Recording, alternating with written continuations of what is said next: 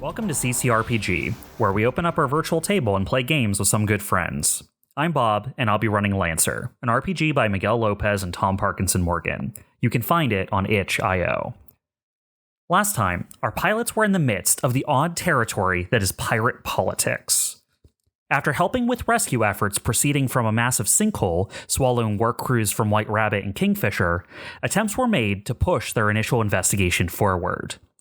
A four-way deadlock between the pirate factions leaves none of the groups willing to help unless they have reasonable assurance they won't be attacked opportunistically by the others.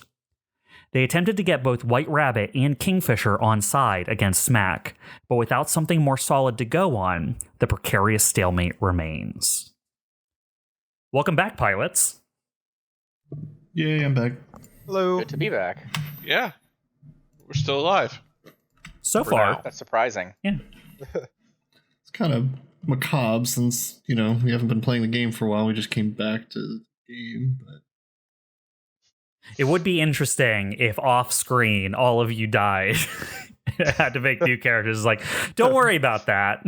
Let me introduce you to these four new scrubs. Yeah, we can bring Rock back for one of them. We all just got nuked from orbit. That was the final cause. That was the mission we all forgot about. Actually, I don't want to get too grim, but it is good that one of your pilots did go off and do something else in case this group does team wipe. We could just transition focus. See what Rock is see doing. what Rock's up to. All right. it's all part of the master plan. Oh yeah. That's one way to get Torse Rock back. knew when to get out. Nothing but smart plans in this group. Speaking of smart plans, you guys are all just got off a phone call with Kingfisher. He got a little bit of info from them, had a little tit for tat. They seemed interesting. That's the word I'll use for it. For sure. It'll be everyone's favorite character for the rest of the campaign, Crux Groy. But yeah, it is the few minutes after the call. You all have talked about what you learned from that, what you're going to do about that, and yeah, you are all aboard the bridge of the DBC where you gathered together for the call originally. All right. Well, he was fun. I mean, Yeah, that's he's- one word you could use. He's very regimented, military, unlike White Rabbit. I call it delusions of grandeur. Yeah, I would love to have them say. in the same room together, honestly. I would not. At least not if I'm in that room as well. Well, I didn't say you have to be there. We could record it. Alright, in that case, I'll watch from another planet. Nice. What do you say after we finish this mission here, we join up with them? Any takers?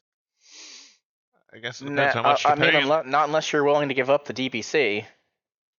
Why would they give up the DBC? I don't know. That just feels like something these crews would probably request as collateral. But it's warp capable. Why would they use it as collateral? They'd use it for. Use it as collateral against us for joining their crew. Yeah, he's alright. probably right. Are y'all actually talking about joining this crew? No. I'm mostly humoring them. Alright. Anyway. Whatever happened to This is Chuck being clever. Whatever happened to that data spike we did? Did you ever get the results from that? That's not Chuck being clever. He's clever. How's Clever that? boy. That's Evelene thinking she's being clever. Chuck thinking that Evelyn's being clever. Whatever. Let's go on. This is getting too meta for my taste. You started it! I'm ending it. Chuck, what's behind this fourth wall? Oh no, close the fourth wall. Chuck, master of segues. But did Evelyn say that in character, or did Chuck say that? They about spoke I in don't. one I don't even voice. know anymore. Let's say it was Evelyn. Not counting the fourth wall breaking. Well, Bob, do I have the results yet? I did not before, so. No, but you can pull them up on your terminal. I imagine you're still at the pilot's seat there. You can just, call up the database to see what came in. Yeah, it does look like it has finished compiling the data for you. You would just need to review it at this point. All right. I send it to Evelyne's terminal, datapad, whatever, and say, "Yep, data's done. Go ahead and look through it, Evelene." I look at it.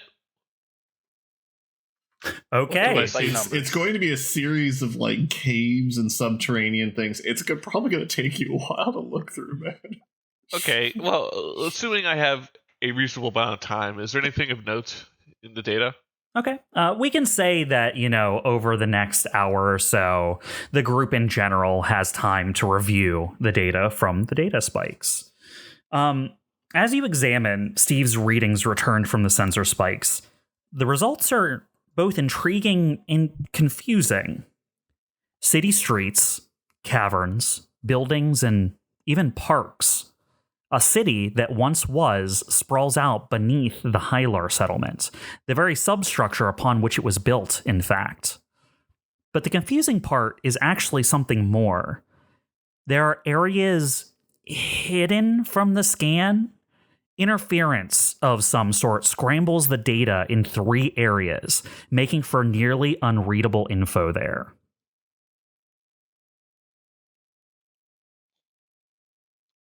Where do those areas are those should I say, like, what territories are those areas in? There is one. To the pirate factions. Yep, there. I know exactly what you're asking for, and I have that prepared for you. There is one along the border between Smack and White Rabbit. There is one along the border between Smack and Kingfisher, and there is one under White Rabbit territory. Okay. Sorry, what was the first location again? Between Smack and White Rabbit. Okay. Then just for your purposes, the way I've been seeing this in my mind is if the city is a pie, White Rabbit has the north slice, Kingfisher has the south slice, Smack has the eastern slice, and Bet Noir has the western slice.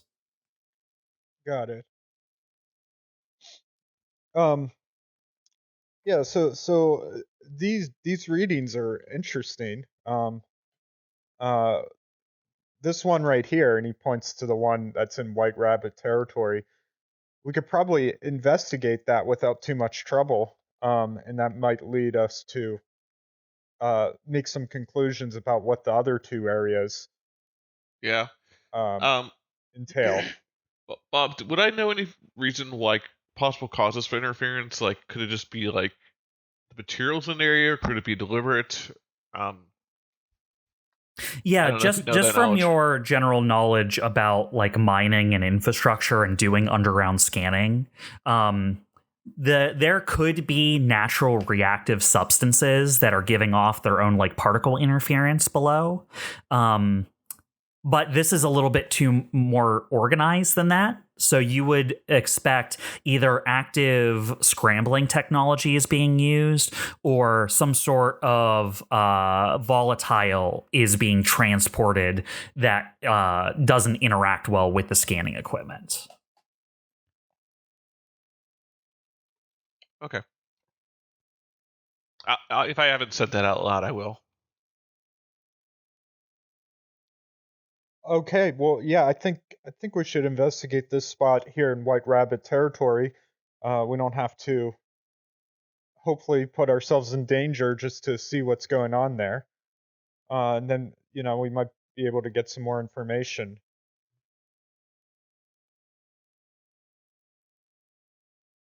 Right, should we tell them that we're doing that? They have a right to know. Well, let's lay low. Let's take a look for ourselves, and we can tell them what we find out later. Okay. Whatever you Worry say. if we Whatever tell you them say, now, boss. maybe they'll send people to us, and it could become complicated.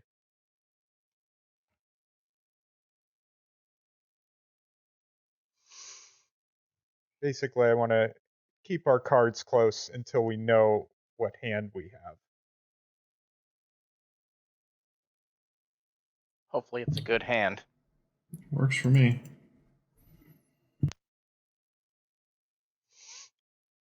All right, so what are you Good. doing? If no one objects, I think we should suit up and check out that spot in White Rabbit territory. Okay. What are you doing to get down there? So it's underground, you said. That is right. It is. It seems to be like a substructure under the city. It is very literally like there was an old city and this new city was built basically on top of it. So that old city is now kind of like a combination of caverns and sewers where old city streets used to be. So I'll pull up the location of where that spot would correspond on our current map we have, White Rabbit territory. Does this include like the map we do have? Does that include like infrastructure? Yes, the map that you were given was given to you by Keith Talonflare, and he basically, it was what the pirate crew is using. So for the White Rabbit territory, at least, it has sections marked off by how they would designate them. So like areas are like, quickly boxed in by like a colored box that just is labeled like residential or industrial, or an area is like check this place for supplies, like that kind of stuff. It is basically like a salvage plan kind of map. Gotcha. So what is this area here marked as anything? The area that is over top of the area that would correspond with subterranean zone is a residential area. You know that it is a place that is actively being salvaged right now. Okay. Actively being salvaged. That could cause maybe some difficulties. Would it be reasonable for like with the giant hole that is now in that area?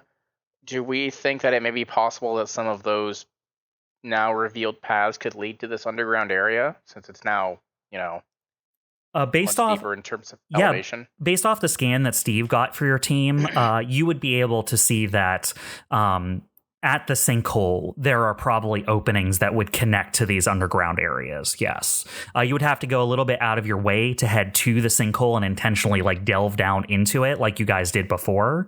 But once down there, you could attempt to see if there are still uncovered openings that would lead out into the rest of the sprawling areas.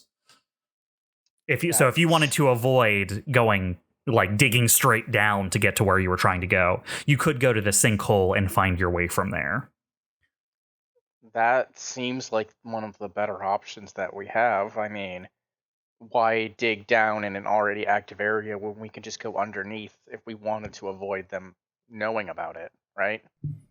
Well, I know my mech's a bit smaller than yours, so I'll have an easier time there, but if you also think it's a good idea, then let's do it.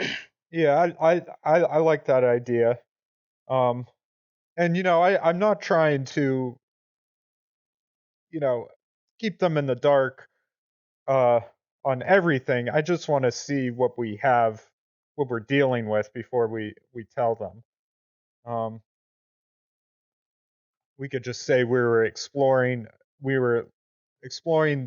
this crater for more evidence of who could have caused it, and we found the passageway that led to this area. You ain't gotta explain anything to me. Makes sense. And on the bright side, if we do find some good salvage down there, we can just let them know and let them deal with whether or not they want to go about getting it. Yep. And we're even more in their good graces, so. All right, that seems like a good plan. Let's everyone's ready. Let's suit up and head towards the crater. Sounds good. All right. So, you all will head out. As you are going down to the kind of hangar to prep your mechs, you do run into you do run into Curry and Jessica on your way out of the ship. It appears they are doing some sort of survey of the ship. I'll ask them, hey, what are you working on? Curry will kind of wave and go, I'm just showing Jess around. She said she wanted to check some things out, do a review of the ship and whatnot. And Jessica will step forward and just be like, but before, when Curry and RC were having that conversation about updating the ship, I don't know. I thought it would be useful if we could get a more complete look at the ship, and maybe there's a way we can find a way to still incorporate RC's idea, but maybe adapt it so that it works for the DBC specifically. Real quick, remind me, what was RC's idea again? RC wanted to override a variety of engineering safeties that are on the ship to give better control of certain subsystems to the systems. The argument was basically that Curry was like, that's dumb. You shouldn't be overriding these safeties. Right. They're there for a reason. And RC was like, your systems are outdated. They need to be updated. You hired me to do this. And they couldn't come together on an agreement about it. That's right. Okay. Well, Astro's like, well, that sounds great. I love the initiative here. Yeah, so we're just about halfway through. You guys, you look like you guys are going somewhere. Yeah, we found some interesting readings underground. We're gonna check it out and see what we can find. All right. Jessica just nods at all of you. Where's RC now? I was gonna let him know. Ooh, I mean, I tried to see if he wanted to come on this little expedition too, but he said it was not worth his time. So, he's the one that wants these systems upgraded, so I don't know where he's coming off saying that. Well, I mean, last I heard he was up by Ops, so you could probably radio into him. All right, I'll do just that. And I'll radio up to Ops and say, RC, going on an away mission. Keep the comms open. We're gonna investigate the readings we got from the data spike, and I'll send him the relevant data. There's a solid 30 seconds that pass, and you get, all right, boss, I got the data. Yeah, I'll stick by comms if you need me. All right. Thank you very much. Don't get killed. We'll do our best. If you do get killed, can you will me the ship? Absolutely not. Worth a try. Fair enough. Astro, why'd you hire him again?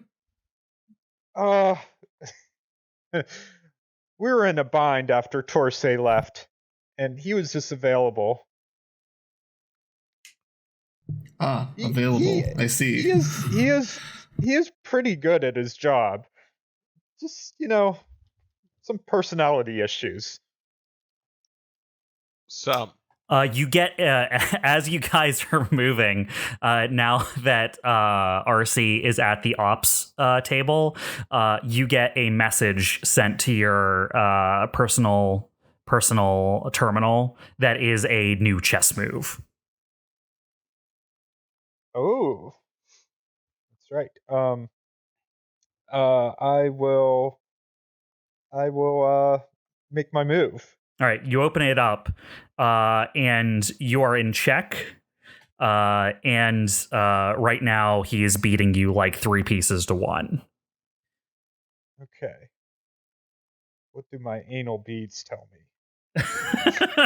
Excuse me.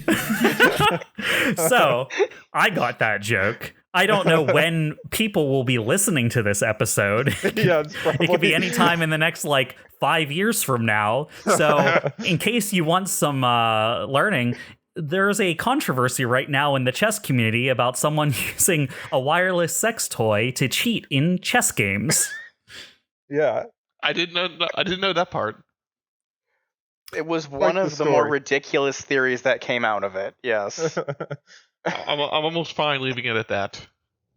Moving on. Well, Astro will try to get himself out of check in response. Okay, yeah, you respond to your move, and you guys can head out. All right, you guys head down to the hangar. You are able to mount up in your various mechs. And as you head out, are you telling anyone anything, or are you just kind of heading for the sinkhole? We'll just tell them we're going to investigate and data from the spikes. Okay, because you will get a query from White Rabbit. You have been given kind of operational freedom in the area because of the good turns you've done for them. But when you leave the ship in giant war machines, they still send you a message being like, "What are you guys doing today?" Just be like, going to investigate sinkhole. Pretty much. Yeah. Okay. I mean, we're not doing anything that they haven't already asked us to do. Exactly. So. Yeah, it's more like file your flight plan, please. But yeah, you get confirmation back that they've read your message and you're good to go. All right. So you guys head down to the sinkhole. Do you use kind of the same techniques you used last time to get down inside? Yeah. I imagine. I don't see why not. Yeah. So Steve, you're able to airlift down COMET. I forget how Orion and CHIMERA got to the bottom, actually. Grapple hooks for me. Oh, right. And Orion? Fall. Pretty much. I think I just kind of went down. I don't think it was deep enough that would actually hurt my mech. Okay. Was it? So you cannonballed in? I looked for a safe spot. Got you. I'm sure Evelene helped you on the way down. The least traumatic space to land on for your mech. Yes. But yeah, you're able to all get down below. Your mechs are basically no worse for wear, but it does take you some time. KESTRAL and COMET, you get down fairly quickly. CHIMERA, you just need to rappel down the wall. Orion, you make a landing and have to redo your calibrations to make sure your mech can walk correctly, but it doesn't take that long. But yeah, you guys are in the depths of the sinkhole, in the heart of the destruction that you were helping people out with from here. How do you plan on trying to navigate down here or find openings to get to where you're trying to go?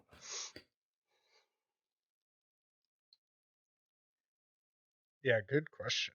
I mean, any ideas, anyone? I push CHIMERA in front of me, and because I figure she's worked in caves. I mean, I guess. I mean, one thing obviously to take into consideration is making sure that the area is stable enough that we aren't going to accidentally cause a cave-in or something. And maybe that's something that Evelene is able to look out for, but beyond that, I mean, it's kind of a crapshoot. It's kind of a crapshoot of we think we're heading in the right direction, and it won't be a dead end.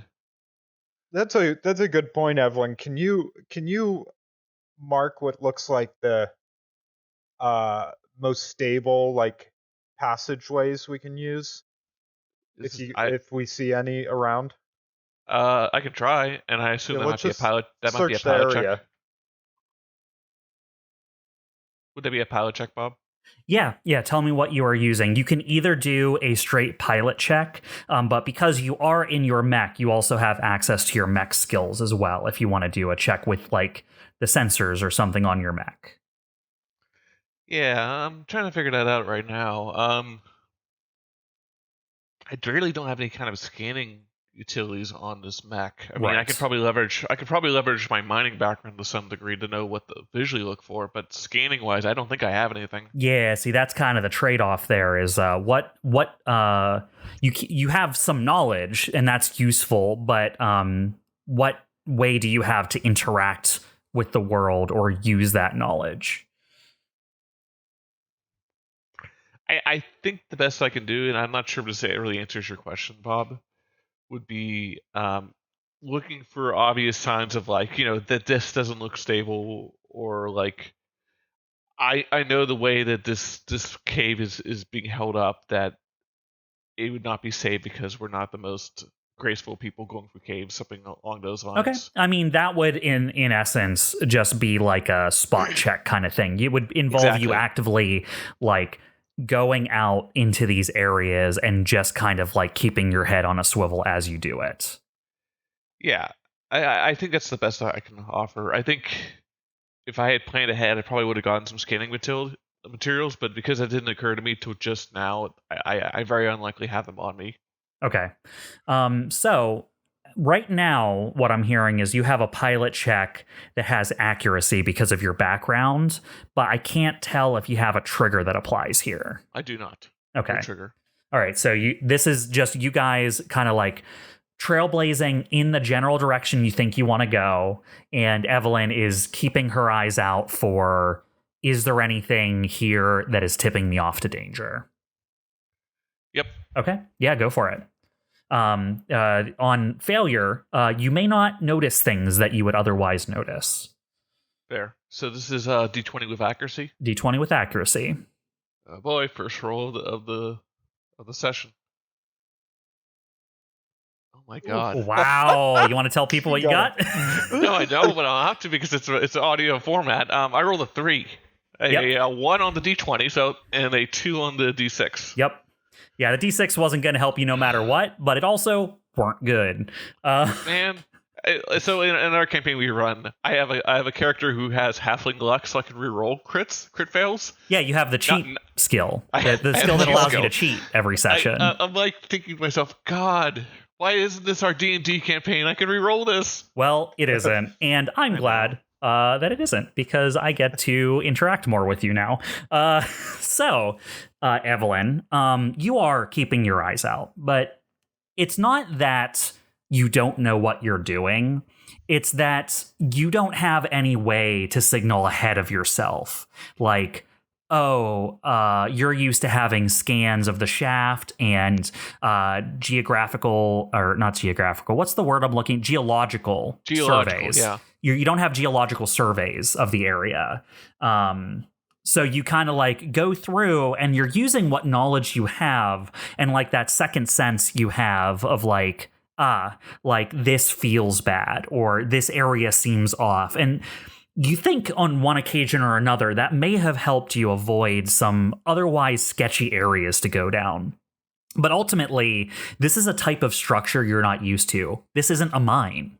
This is like, what if a previous city was used as a support structure to hold up a new city, right? It is a type of construction you're unfamiliar with. And in some ways, this is more a public works project than it is a mine. You know what I mean? Yeah. So there are parts of it that are, I wouldn't say alien to you, but are not within your wheelhouse. So as you go through, it becomes apparent that you are oftentimes to find areas that are large enough for your mechs to go down, just taking like direct paths down what seem to be old city streets. And I'll tell you a little bit more about what the sunken city is like. Buildings and streets stretch through the earth, cold and empty and abandoned. Some are crumbled, but in other areas, it is the pristine nature of it that is off. It's like a soundstage, almost. Elaborate structures set the scene around you. When they had no use for this place, they built another on top of it. And the only light down here are the ones on your mechs, kind of shining like spotlights out into the darkness, looking for an actor on stage. It is unsettling and quiet, and you're constantly seeing glimpses of places that look like they'd be everyday life, but there is no sky above you, there is no light above you, and the streets and buildings are empty. It is off-putting. Yeah, this is really eerie. Never seen anything like this. Why would a settlement do this? I'll just ask for the group. That's an excellent question. I imagine it depends. I mean, it's the like- race of the growth of progress. I mean, people needing more space, and then people wanting to be closer to the surface and underground. Maybe these get less attention than the places But up above. Amount of effort it took to just rebuild from scratch on top of this settlement, instead of repurposing it. It's mind-boggling. You know, Well, I mean, that's capitalism for you. You know, the two most common things I can think of is either one, they wanted to hide something, which I mean is always possible, but I think what's more likely is it may have been easier for them to build up, and what was underneath was eventually forgotten for what was new. Yep. I guess so. Actually, Bob, are there any signs of like a power source or anything? Like, 'cause, I mean, there had to have been some sort of lighting system previously. From your understanding, they probably had power lines and circuit stuff, Yeah. public infrastructure going through like the roads and the streets and stuff.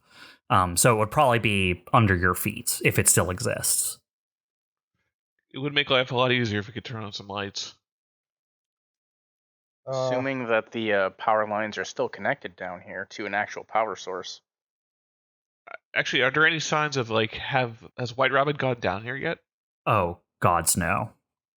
So, I don't think it's worth spending time on, but I highly suspect the power lines are probably intact, and we could do that if we wanted to. Just a hunch. I don't know if lighting up this whole underground city's a good idea. Someone's bound to take notice. Yeah, that's what I'm saying. Is it may not be worth it. Well, We could have a rave. We could have a rave down here. Let's see what's the cause of this interference first. When we were coming into this planet, are there like oceans here or something? There are. Like, are there any nearby?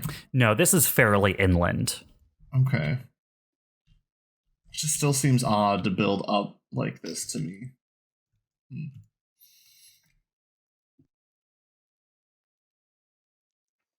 It's hard to say.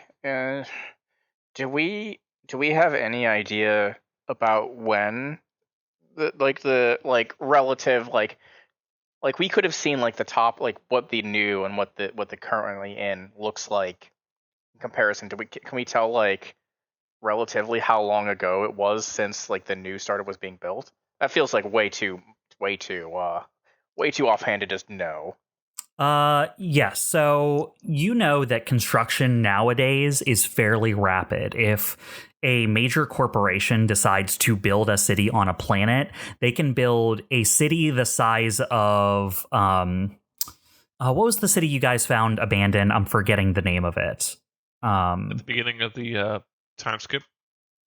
Before the time skip. Remember, you helped save, you helped them get away from the corp.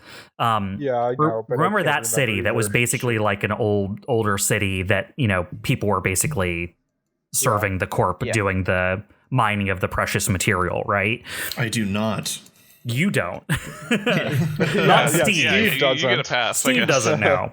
But in general, for the setting, a city of that size that comes equipped fully with districts and government buildings and reactors and things like that, that can be built from bare ground to a fully functional city within 2 years.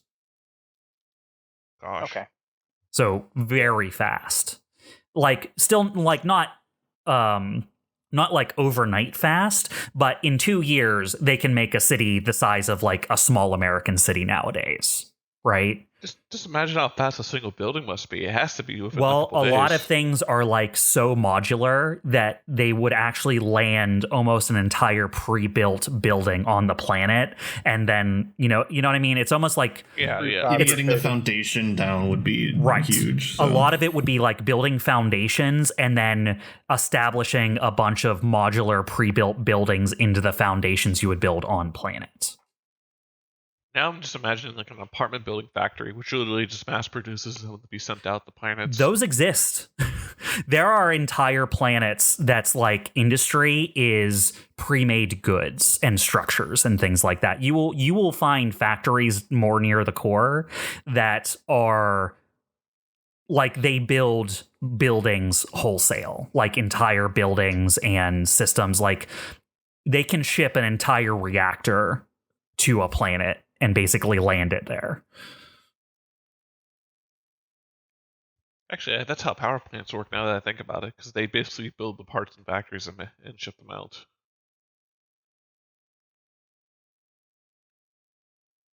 But yes, so based off of your knowledge, Orion, the city above, is more than 2 years old, but they could go from this city being underneath to building a new city on top of it in a couple of years with modern technology. So you don't know how old this older city is. Okay. That's about more than I expected to know, but I had to ask. But that's just established knowledge that normal people in this setting would know about, that cities sponsored by corps can be built very quickly. So it's hard to know unless you have data from this city that you're in right now saying about what time period it's from. All right. So where are we on a map? How close are we to the area of interference? You're several city blocks away. You know what I mean? You're going down like a large, central street. Things are complicated by the fact that like various support pillars sometimes will block the way entirely. CHIMERA is trying to find you guys ways around certain things.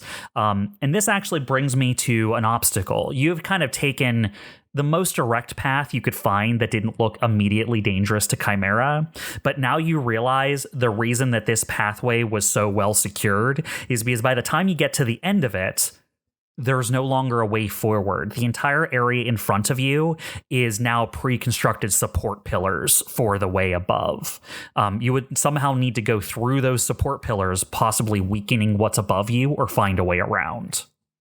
Could we just drill? I don't want to cause another cave-in here. Maybe we should just try a different way. Could we just dig around the support pillar, or do you think that would also impact the stability? What do you mean dig around it? Well, I mean, I assume the pillar is not like a solid wall. I mean, there may be buildings or rock between the pillars, but I mean, it's not like a solid wall. Yeah, what does that pillars. look like? So we're on like an underground street. Yeah, imagine you're on a city street. There are empty buildings rising up to either side of you. Beyond those buildings are cave and cavern walls that have kind of like filled in the area around you. And far above you is what appears to be maybe some sort of false ceiling that is like some sort of base or substructure underneath the city above. It's possible that above you is like logistic things like sewers or wiring and things like that. But from beneath, it looks like kind of structural material. In front of you, going entirely across the path that you're on, is a wall of support. It is like, imagine instead of a support beam, it is like a curtain wall that is supporting whatever is above you. Okay. Yeah, so digging around it, because I assume on our sides we have the buildings, in front of us we have this big support wall, right? And below us the street, yes, and above us the ceiling. So digging around it, we could try digging under it. My mech isn't rated for digging through concrete. I mean, one of us has a giant ass drill. Just saying. What's that? If you can dig through it, I don't think us putting a hole in a support wall is going to do a whole lot to it. But that's just me. I would rather dig around it, or because it's probably of some more solid stuff that would take longer to drill through than rock. But the option is definitely there. Rock offers different challenges than a support wall. True. Both are on the table, but I'm just saying they are different things. I'm willing to give the support wall a crack. Is there any obvious indication how thick the wall would be? I don't like what you just said. I'm willing to give the support wall a crack. One other question real quick is this area we're heading to isn't near the bunker we were at any point, is it? No, it is more north in the White Rabbit district than the bunker was. The bunker that you guys explored was on the southern end of their territory. Okay, just making sure.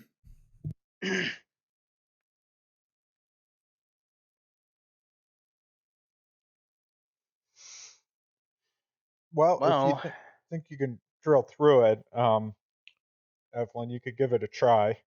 But if it seems like you are like damaging the integrity of the support at any point, I think we should stop and try to find another way. When Astro says that, I just think of the giant crater that was made and how the rest of the plate is still up. Yeah, I guess. Bob, is there any indication how thick the wall is? You tell me. Right now you see a wall in front of you. How would you determine the thickness or the material you're working with?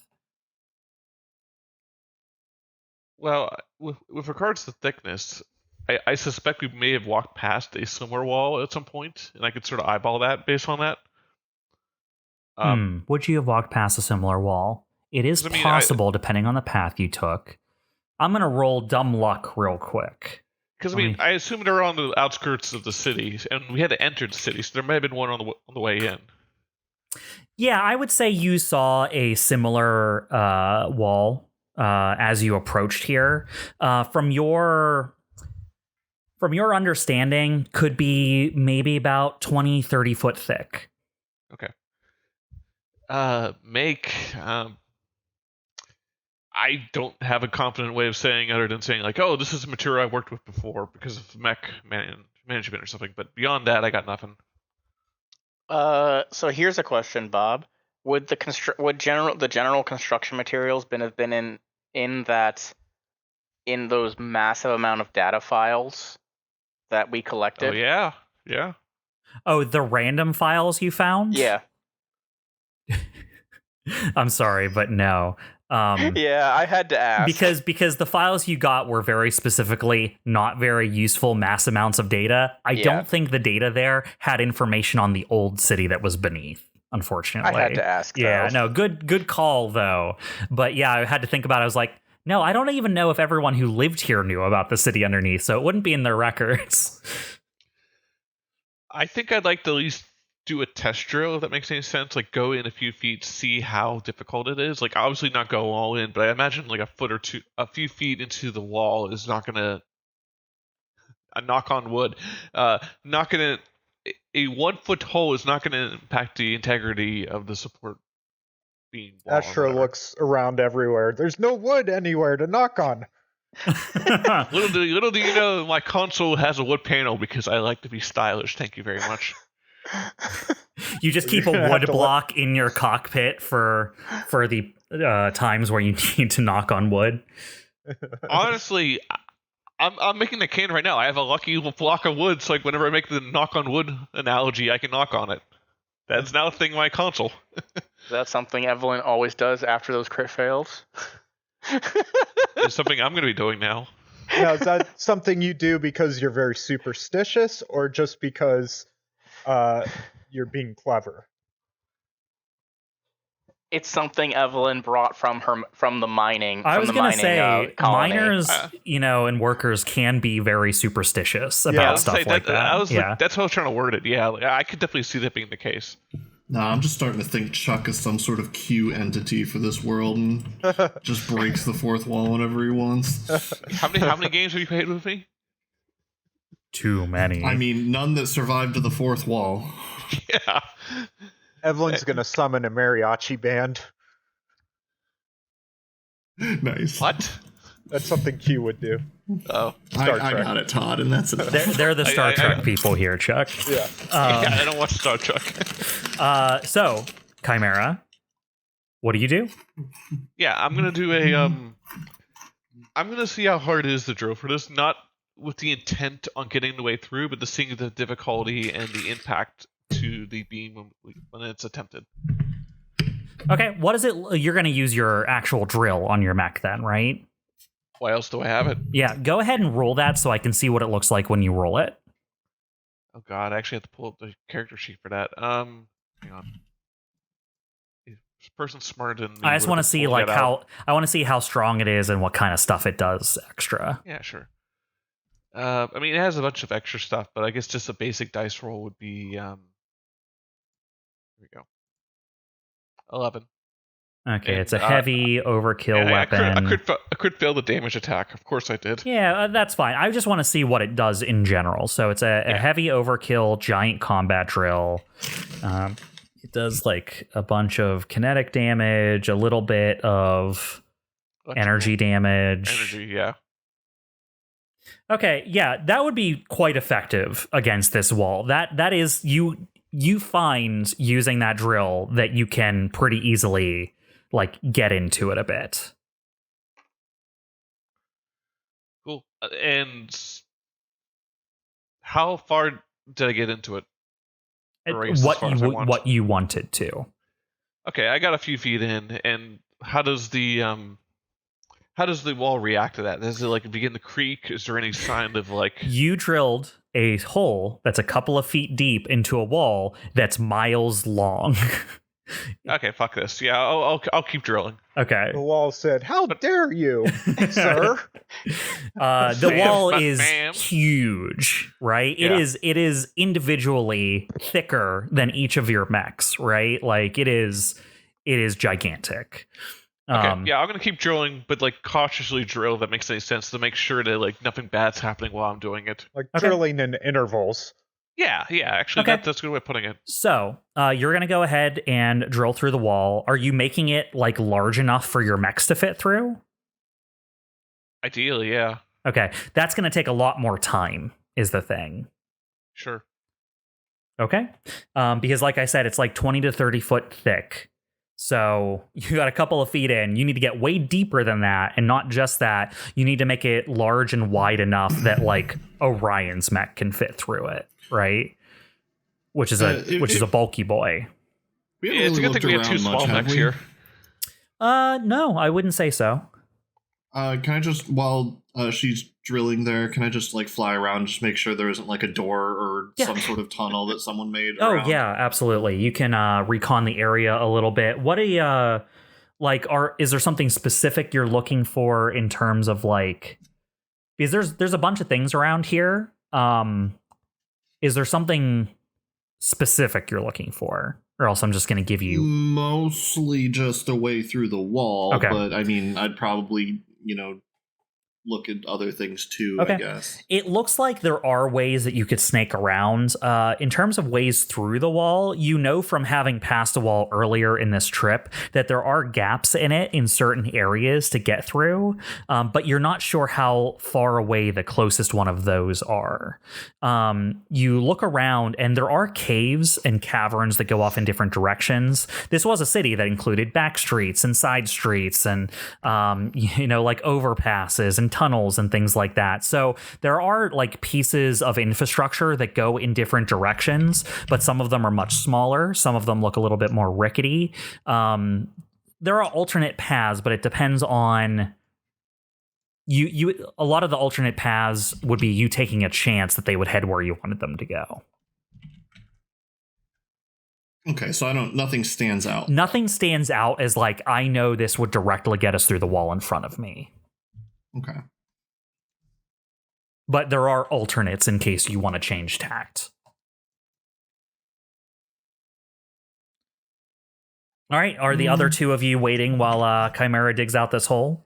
While this is happening, can I have Caster basically construct a map of like the path that we have taken, so we have a general idea of how we got through here? Mm-hmm. Oh yeah. Caster will reconstruct based off of your like telemetry data and where you entered. Did you like load the scan that KESTRAL did into all of your mechs, I assume? Like I assume that's what we did. Okay. Caster is able to basically map out on the scans that KESTRAL gave you what direction you went. So yeah, you would be able to reconstruct a fairly accurate, like, what you have is kind of a line on some scans that show you kind of went this direction, then made a left, then made a right, like that kind of thing. Yeah. And whenever Kestrel gets back, I'd ask him for the data on what he'd found so we can add that to the map as a just in case. Yeah, sure. I doubt it's much, but sure. Well, I mean, we don't know what's down here, so any data on relative positions could be potentially of use if we need to make a quick escape. Mm-hmm. All right, so yeah, and while Evelene is drilling, while Chimera is drilling, rather, Astro's just gonna wait, but he's gonna casually look around this little city block he's on. Right? Are there any things like street signs or I don't know, just anything that could add a little flavor or tell us where we are right now? Oh yeah, you're just north of Orem Boulevard. Okay. That is the last street sign you saw. Are these buildings like office buildings? You like feel like apartments? you're pretty downtown in terms of like location. And are they very just very boring, drab, like sort of business buildings, or do you see like any storefronts, restaurant fronts, something like that? They are, what's the word? They're almost de-identified to a point. You know how when like a building used to be like a Borders or something like that. Yeah. But then they go out of business Hut. and they have to like take off all their signage and stuff like that. There are storefronts that look like they might be the size of like, I could see that being a corner store, or that kind of looks like it could be a restaurant, but everything here is de-identified in a way that it's like almost like, what if everything went out of business and they just cleared out all the areas? You know what I mean? Sure. Nothing has signage on it. Nothing even has like, colorful patios with like hanging, what are those things that go over a patio? Awnings. Awnings. Like nothing has colorful awnings outside that would make you go, oh, that's a restaurant or something. You know what I mean? But it's all based off of size. It is weirdly anonymized down here. Okay, that's interesting. I was wondering if like it would be like if there's anything to identify these buildings and it's just in disrepair, or if they've kind of stripped it down, and it sounds like it's the latter. That is correct. Yep. Okay, that's all. So Astro will just continue waiting. All right. Over time, Evelene, you are able to create a sizable hole through the wall that KESTRAL and COMET could fit through quite cleanly, and ORION would be able to squeeze through. Sweet. Evelene's kind of puts down the drill and kind of like smiles broadly at her work. Proudly. Mech steaming a little bit because your combat drill's an overkill, so I imagine every once in a while it starts to overheat and you have to take a break. Of course, yes. We still can't stop imagining Evelene outside of her mech trying to drill a hole with a tiny hand drill. Just get out there with an auger. slowly do it, yeah. 3 years later, done. I've got my hammer and chisel. All right, you guys have successfully burrowed through the wall. What do you do? Is there anything on the other side of the wall? I just realized. More city streets. Oh, good. Okay. Yeah, is a continuation of the street you were on. It would suck if it was this rock. Oh, yeah, they built it up against a solid wall. Yeah, that'd be funny. Guys, I cleared away the wall. I found more wall. Well, we'll get drilling there, Evelene. I seem to have drilled into some sort of bank vault. The only thing here is soup. Why are you? Where are you? I'm at the soup store. I'm at soup. But yes. All right. So you guys are able to clamber, I think is the appropriate verb, through the hole that Chimera has made for you. And as you clear to the other side, you will note you are much closer to the where you had prior located the disruption. All right. So let's look at the let's map out a route on these city streets and get as close as we can. Okay. As you move forward, it is obvious that the area you're heading is a little bit more reclaimed by rock and gravel. You are still on city streets, but to one side you can see where it's very obviously like solid cavern wall kind of to your left as you continue north. The road you're on eventually ends in almost like a T section. It's almost like an area where the steady structure of the kind of grid city is starting to break down into slightly more open areas. The streets are a little bit wider. There are some like single buildings. It's kind of like, you know, how towards the edge of some cities, or sometimes where a city starts to meet like less regular shapes like a park or something like that. The areas around it are a little bit more spread out or have more interesting architecture around them, because it no longer fits neatly into the grid. And that is kind of what you have encountered. You get to the end, the street does end at kind of like a T section, and you look around, rows of buildings behind you, one or two high rises in front of you. Down the road past the area ahead, you can see where, you know, more grid-like areas kind of wedge up. You know, ahead and to your left, you can see an area where it almost looks like what used to be a canal or some sort of water sewer-y area, kind of like flew past, like maybe it's like a river or a stream that used to come through some like city area to like the forward and to the left of you. But you have tracked, you know, basically the disturbance to the source. This is where you discovered the disturbance previously. Okay. Astro's Also, like, side note, you gotta start saying stone instead of rock. Oh. Yeah. It's getting me ROCK. every time. Actually, I feel kind of silly not asking this until now. How large is the disturbance supposed to be? It is so the thing is, the disturbance equals area that did not show up cleanly on the scan. So it tapers, right? At the center of the disturbance, it's like, I can't see shit, right? And then as it like goes out, that disturbance is lessened.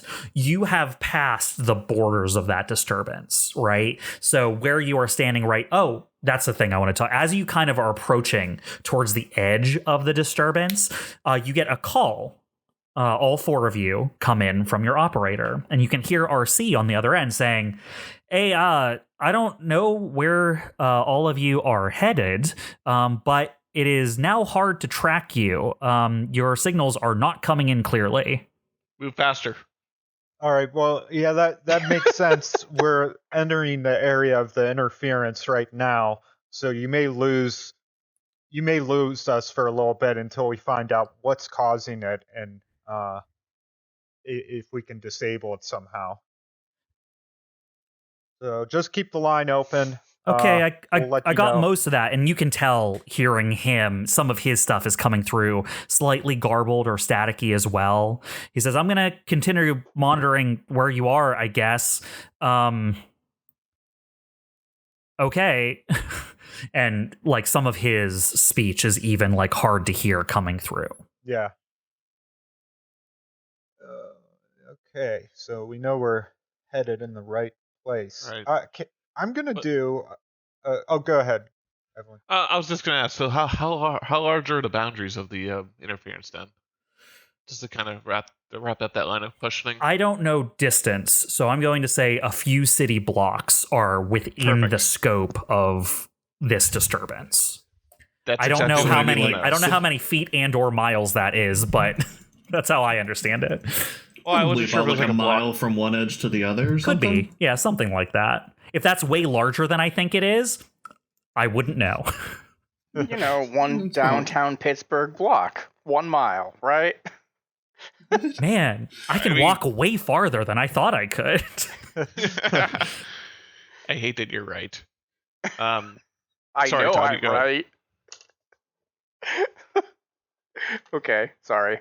No, you're good. Yeah, sorry, Todd. Oh, all good. So I was just gonna say, as we move on, can I just do some scans with my mech? Yes. For interference? Something comes back immediately that is odd to you. As you enter the area and start doing scans internal to it, everything outside the zone is hard to detect. Okay. It is almost being in like, it's probably not a one-to-one comparison, but it's kind of like being in a weird like Faraday cage almost. Like you can't detect any, like once you've passed the border of it, you stop receiving signals from outside, but you can detect something that's like 10 feet away from you further in once you're past the outside of it. Yeah.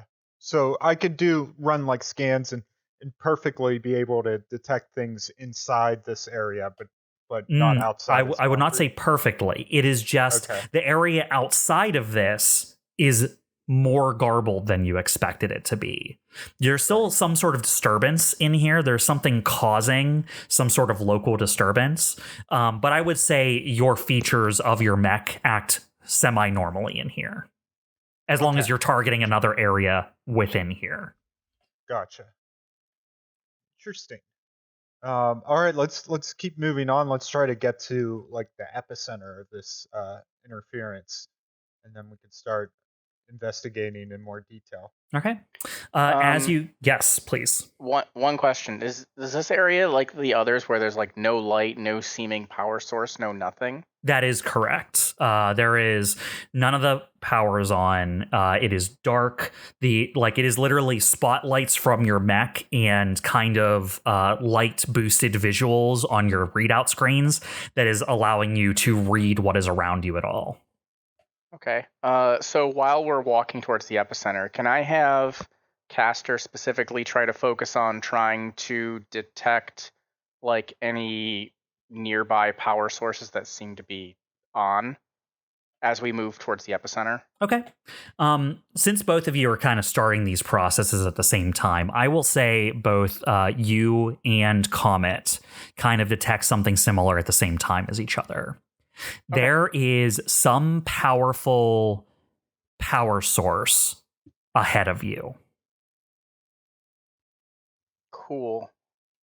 Shall we head to that area, guys? Yeah, I think that may be our culprit. Seems likely.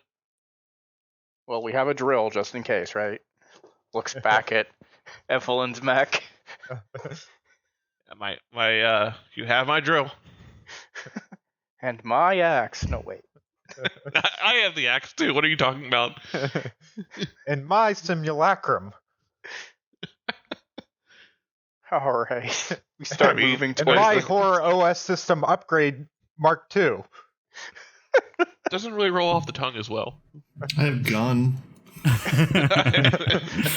I I have a gun. All right. Yeah, let's approach that area. Okay. As you start approaching the area, how close are you going to get to it? Are you just going to walk straight to it? Are you like keeping your distance to get within like scanning range? Like, I don't like you see a giant power source. I need to know, are you like just walking straight towards there without, right? You know what I mean? Like, tell me your approach. So Astro's going to walk straight towards it until he sees. So this is a reading right now. We don't have anything visual. You don't have a visual on whatever the object is. He's basically just walking, beelining it as much as he can until he gets a visual on something unusual. Like if there's like a weird giant reactor there, or like a boss mech hibernating. Yes, it is. It is hibernating mech. It is a video game. You'll know that the battle has started when you get close enough that the health bar appears on the bottom of your screen. Yeah. I'll just keep an eye out for that health bar. One of the or when we get one of the buildings nearby just stands up, and it's like, oh shit. Yeah, look, Orion, suplex it. But he'll walk until if he sees a visual of something unusual, he'll stop. If not, he's just going to walk right to it, the location of the reading. Okay, so you get like toward like this is the area you're approaching. So it's the area I described before that's more towards the center of the disruption. As you're kind of finally leaving the long road that heads straight that got you here, there's like the layout of the city changes such that it's a little bit more sporadic. Buildings are a little bit more here and there. You do know that as you get closer, though, the thing you're looking for is just partially blocked, like out of sight. Like the problem is you can't see it from where you are, but by the time you turn a corner to see what the thing is, you'll be close to it. Does that make sense? Yeah. It's like you'll be, by the time you can see it, you'll be within 100 feet of it because you have to turn a corner to get to it. Gotcha. Okay, so right before I turn, like you're going down a long straight street, but at the end of that street is a T section, right? You're gonna have to turn and then turn again. So you're like making a right, then making a left. So like the thing you're trying to get to is basically blocked by buildings at the end of the road you're on. Right. So once I finally do see it, I'm gonna be like right there. Once you do finally see it, you're gonna be within 100 feet of it. Before Astro rounds the corner, Orion would like to volunteer to be the first one around the corner in case there's something there. Orion can take a few more hits than Astro, just in case. What about this? Before you do that, Orion, before we like turn the corner to see what there is to see, can I put my simulacrum in that area? Is it within 50 feet? Do I think you will not be? The corner is 40 feet from it. So if you could like walk directly up to the corner and back your back against it, you could technically be out of sight of it and then do your simulacra of it. But you'll still, you know what I mean? You'll be very close to it. Yeah. You know what I mean? Sure. Yeah. At that point, I don't know. All right, Orion, if you want to scout ahead. I'll go around the corner cautiously, like weapon raised just in case. All right, so where are the rest of you? Just like your character in D&D, scouting ahead. Where are the rest of you while Orion is scouting ahead to try and get a visual on whatever is causing this disturbance? I'm probably behind Orion. All right, so you're going to be... Yeah, just flying right above and behind, waiting. Wait, you can just fly over the building. You can just fly over the building and see what's on the other side. Mm-hmm. Okay. All right, so Orion, you're approaching the corner. KESTRAL, you're above and behind Orion. Astro's just going to hang back with Evelene. CHIMERA, you're a little bit further behind, and COMET is kind of like hanging out with you. All right. Orion, as you approach the corner, going to round it, you are able to kind of like step out beyond the corner, and what is in front of you looks like the core of some larger machine almost. You see a large cylindrical structure. In terms of size, it is like 20 foot by 20 foot across. It's like a 20-foot diameter cylinder that's like 50 foot tall, right? It is this giant thing. The top and bottom of the object are metal, but there's a band going around the middle that is some sort of reinforced glass. And looking into the middle of it, you can see something glowing at the very center of this very large cylindrical object. From a glance, can I tell if this thing looks like it would fit in with the buildings time-wise, like old, or does it look new? It looks very new. And Orion, and the rest of you, by the way, as Orion is gazing at this and you all kind of have moved in to check what's going on, all of a sudden, 5 readings appear in the buildings surrounding you. Hi, guys. Uh-oh. As Whoa. Oh no. A battle map. 5 mechs burst out of the walls in the buildings surrounding you onto the street. Hey, friends. What up? All right. Well, this is going to be the start of battle. They have caught you by surprise, but you will still get to act first here because they use their surprise to burst through the walls to get to you. The Kool-Aid Man. Like the Kool-Aid Man. Oh yeah? Oh, yeah. If it was the Kool-Aid Man, we would never win. I'm sorry. He does have some things that are a little OP. I've looked at his stat block before. He's The Kool-Aid Man. yeah. He's like a tier 3 enemy. I feel Still like made of glass. Still made of glass. Still made of glass. Yeah, you'd be surprised. How There is is this some defense sort so of high made of weird glass? there's some weird thing in his stat block about whether or not the juice is his body or the glass is his body that I didn't have time to parse. The glass is made out of some like super composite, like bulletproof glass. It's like really hard. It's like the gingerbread man in a gingerbread house who has an existential crisis because he doesn't know if the house is made out of flesh or if the Yeah. is made out of house. Yeah. God. That's terrifying. Yeah, it's really terrifying. God.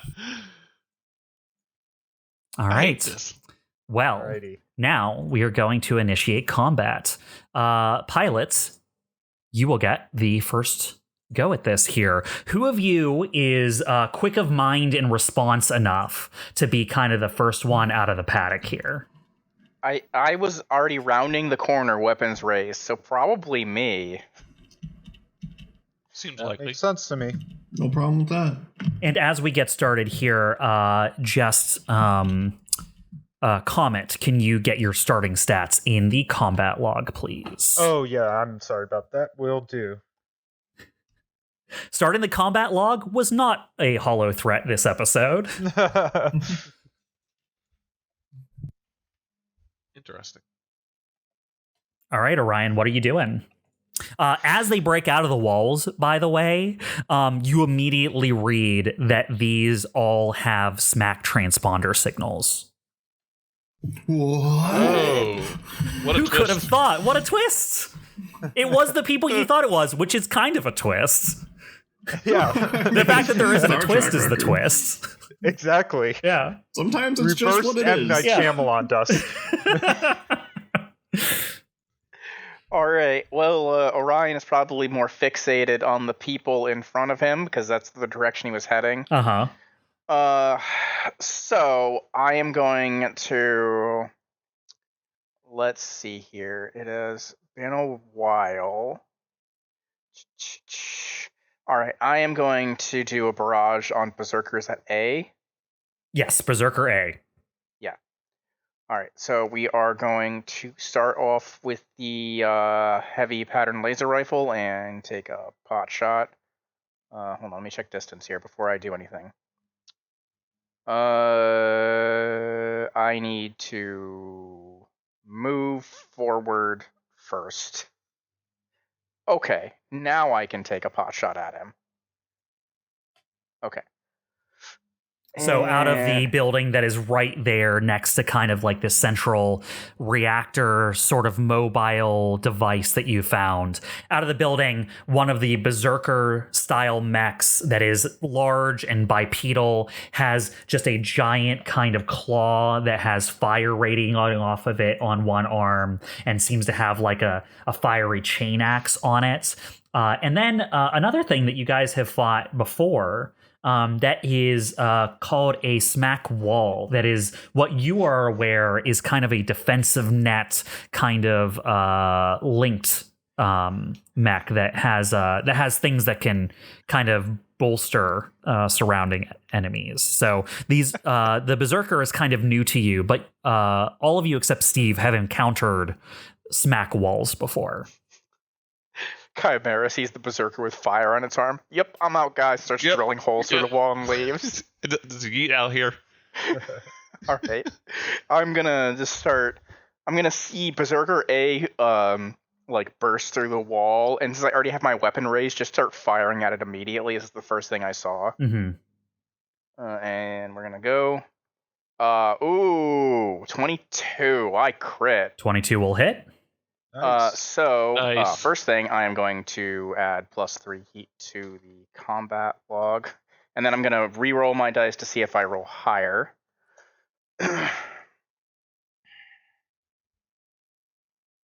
Let's see. The damage is a 2d6. 2d6 for the energy. I did. All right, so it will be 10 energy damage and 3 burn. Okay, 10 energy damage and 3 burn.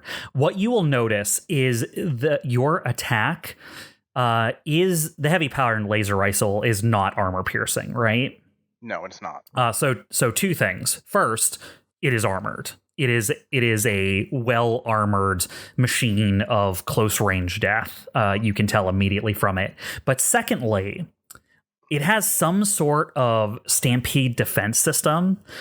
You as like a master of arms and armor are kind of able to notice it. Something about its movements, it kind of like dives through the attack as you send it at it. Unless the Berserker is impaired, stunned, immobilized, shredded, slowed, or exposed, it has resistance to all damage. Okay, so all right. So how much damage does it end up actually taking? So it'll apply the armor first, so it'll take 1 off of there. So now to 9, and then it takes half of that. So 5.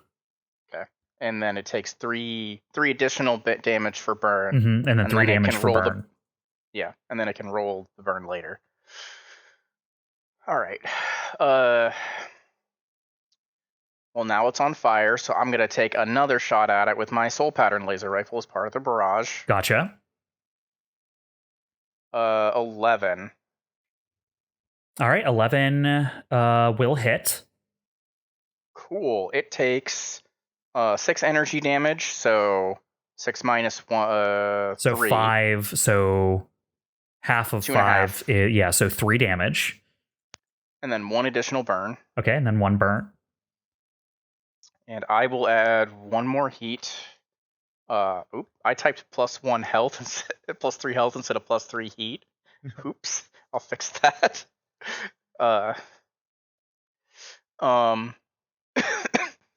And I think that's all I can do. It is heavily damaged. You have even through its heavily armored and like defensive focused maneuvering, you have like shot holes directly through its like carapace. It is quite screwed up. There are bits of it that the are wall or the Berserker? the Berserker.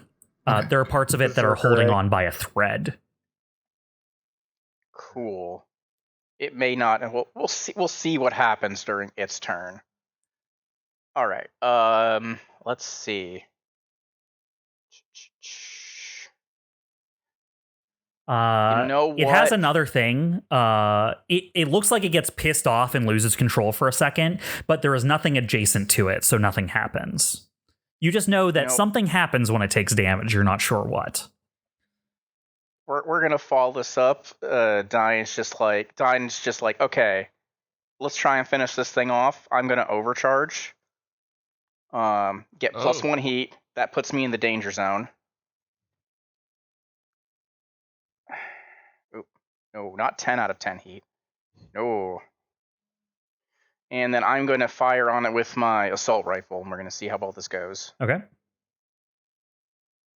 4. So it takes miss. 2. Okay, so 1, actually. Yeah, the reliable 2 will still mean that one of it is defended. So it'll take 1 damage. Yep. Because of the armor. I was trying to see if I could hit so I could get that extra 1d6 damage on it. Mm-hmm. Oh, yeah. Absolutely. Because that would have finished it off, probably. It would be very close. You would have to roll high on it, though, because of both the resistance and the armor. Yeah. It is what it is, though. All right. That's all I can do. All right. That's pretty good. To their side, you'll never guess who's going to take their turn now. Oh, it wouldn't happen to be Wall A over there on the left, right? No. So Berserker A is going to activate. And then it is going to activate its avalanche charge, which will cause it to move its speed in a straight line, ignoring reactions and engagement. And then when it ends its move, it'll attack what's adjacent to it. Cool. Hi. Let's see here. It is going to attack you with its flaming chain axe as it revs up and tries to pull it down on top of you.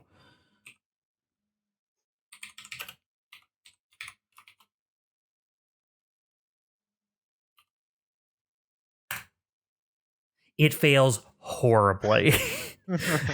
You are defensive enough and steady enough while it is thrown off balance from your attacks that it gets close to you, but you're able to stay a step ahead of it. It cannot get the chain axe on top of you from its avalanche charge. But that was its first quick action. It gets to do that again, just as a normal attack, not as part of avalanche charge. As its other quick. 14 versus evasion. Let's see. Is 14 greater than 7? I believe so. I gotta check my calculator. It does not appear that the flames have done anything additional here for you on this roll, but it has done 7 kinetic damage. Okay, so I take 6. Because armor. All right.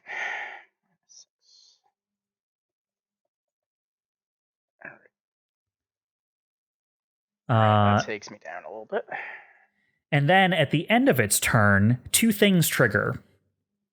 Firstly, something that all of you may find disturbing. In the parts of the mech that are damaged and blown up and barely hanging on by a thread, an odd black goo starts pulling itself through the holes inflicted in the Berserker, almost knitting itself like spider webs as it fills in with some sort of ferrous liquid. It regains 1/4 of its total HP. Okay.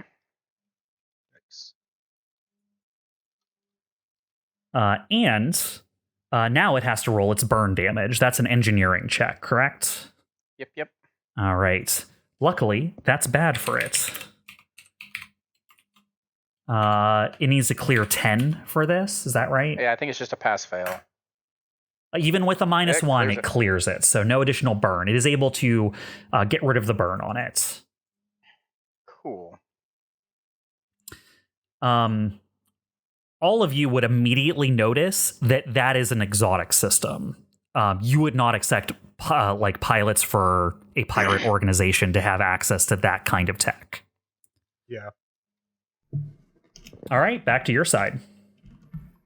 Do you mind if I go, or do you? What I'm going to be doing is more defensive, so it might help you out. Yeah, I go don't ahead. know. If Like- you're cool with them coming to you, I'm kind of okay with that because like Okay. I could do a thing, but unfortunately they're like two squares too far away, so I'm fine with waiting a turn. okay.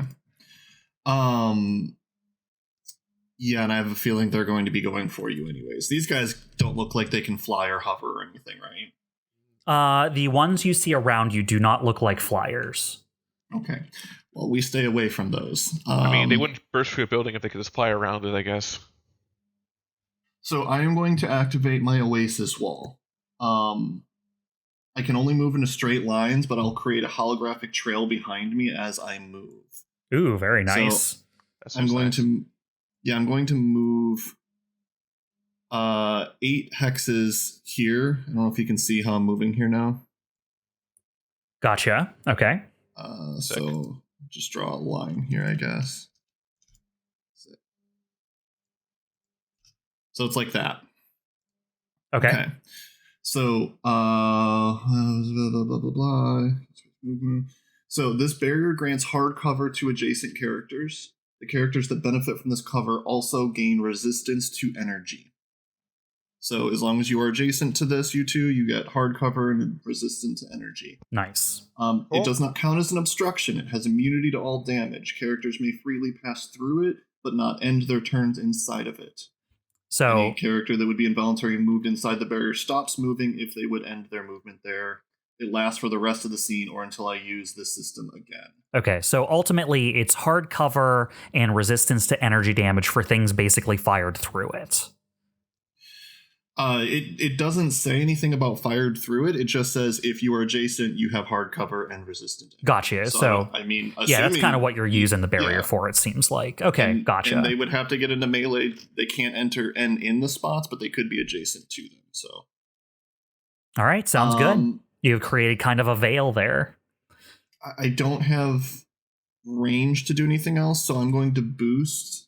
By the way, every time I move and boost, there's like a holographic pattern around me, and I count as invisible for the next time I'm attacked. Also, on my turn, I'm just invisible. Gotcha. Just FYI. So future. as you kind of start this maneuver, you like fade out, appearing mostly just on sensors, but it cannot get a visual or a lock on you as you kind of zip around, drawing this veil of energy light, and then doing another boost, I assume you say? Yeah, I'm going to do another boost and end like, what is my movement? I think it's like 8. Yeah. You're a movie boy. I am a movie boy. Yes, indeed. I'm going to Gotta move be in like movies. 6 up. Like into the sky? I'll put it. Yeah, like above. Can I don't know how. I got a bunch. There's a bunch of space up above me, right? Yeah, we'll use the numbers as how many vertical hexes you've moved up. Yeah. So I'm going to go above Chimera about 6 hexes for right now. And how tall is the barrier you put up? It counts as 1. 1 hex. Okay, gotcha. Yeah. So it is it because I am a half mech. It defaults to size 1. Gotcha. Yep, and that is my turn. All right, Kestrel. It is going to be their side. Oh, I do get 2 heat from that though. Put that in now. Good to know. So it's really strong, but it does cause a little bit of heat. Let's see.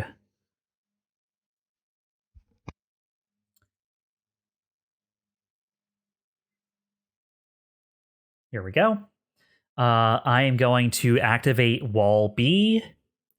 Wall B is going to... Let's see how far things are away from it. 5 hexes. Okay. Is going to move into position behind the Berserker. And then... Let's see if this works correctly. There would be an easier way to do this, but unfortunately I don't have access to that right now. Does this work?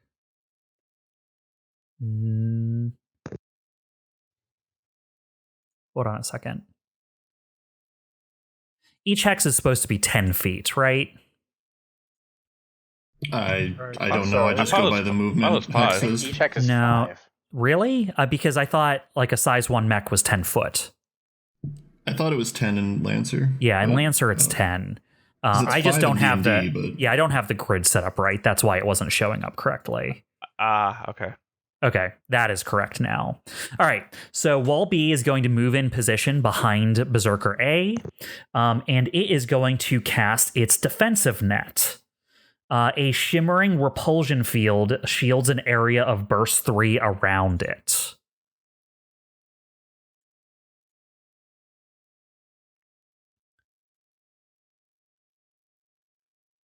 All right, as that is a full action for that to deploy it. So that is Wall B. It takes position behind Berserker A and spreads out a shimmering repulsion field over Berserker A and itself. Do we know what that does? Yeah, I'll just say. I mean, those of you who have fought one before knows that while active, it can't really do a whole lot. But anything within that field, it adds a lot of difficulty to trying to hit the things inside of it. So you have to be inside in order to actually do decent damage. Well, you can still do decent damage. It's just like hitting things inside of it is much harder, and things inside of it are immune to certain status ailments. Specifically, you would know impaired and slowed. They're protected against while they're in this field. You know what? Is I'm remembering something similar to this. Possible to move into it? Yes, Okay. I'm remembering something similar to this during session 0. they are from session 0. That's That's why I say those of you who Remember have fought them correctly. before, pre-campaign, would have known this. I would have known this, but it has been quite a while since session 0. Yeah. It's been a hot minute. All right. Is it our turn? It is. Can I do a thing? Yeah, go for it. Go with that. I'll go last. All right. So, Comet is going to do an invade action on Berserker C over here. Ooh, I like that. So that will be a. Let's see, Berserker C. So hold on 1 second. No problem.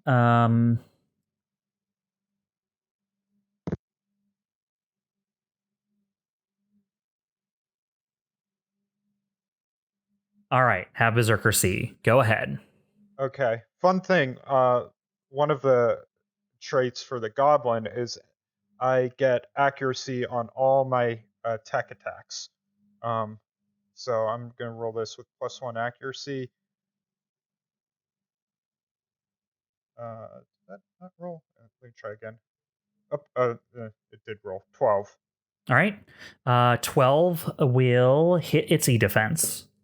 All right, great. And so he's going to take, first of all, just for invading, I think they take 2 heat. Boop boop. Okay. And then also another thing, since I have that one trait, look it up real quick. Sorry.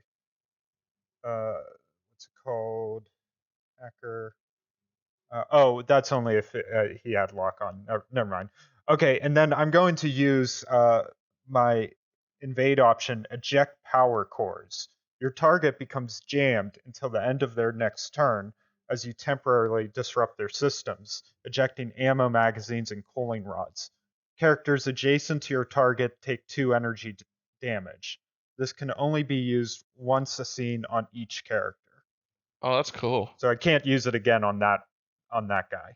So Wall A takes 2 energy damage. Yep, Wale takes 2 energy damage. Berserker C is jammed until the end of their next turn. Wall A has 2 armor. Okay.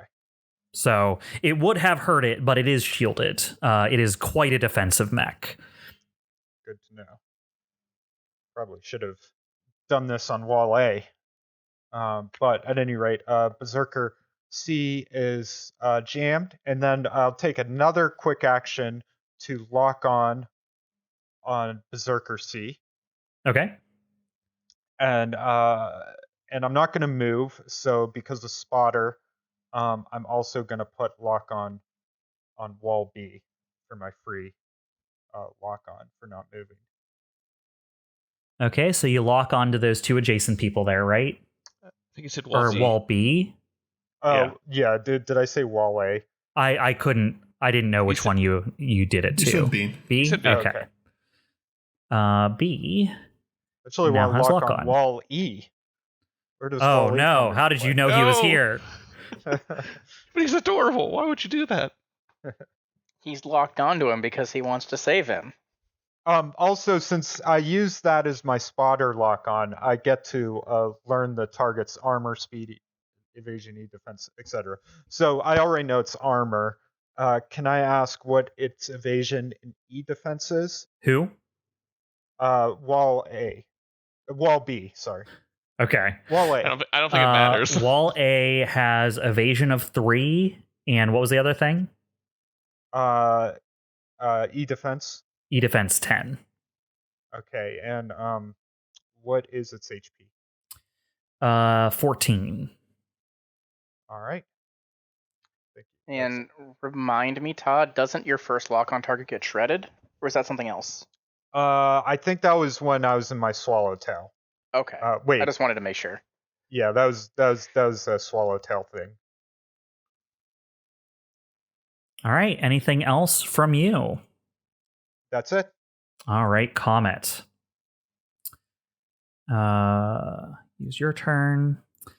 This is where you find out, if you don't remember, that the walls are elites. Wall B is going to take his second action this round. And he is going to target Orion with a light laser. Okay.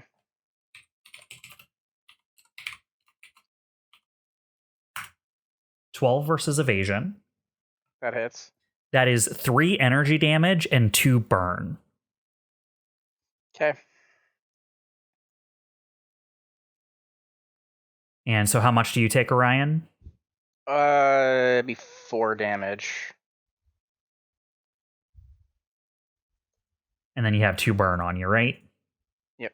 All right. Wall B has kind of hunkered down with its defense net and is basically firing outside of it. That was its one action. Next.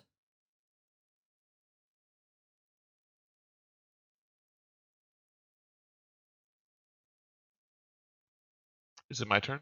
Nope, it has one more quick action. Ah, sorry. I just need to actually put it out there. You see that its generative system that it used to establish the defense net creates a much more solid looking hard light cover as well.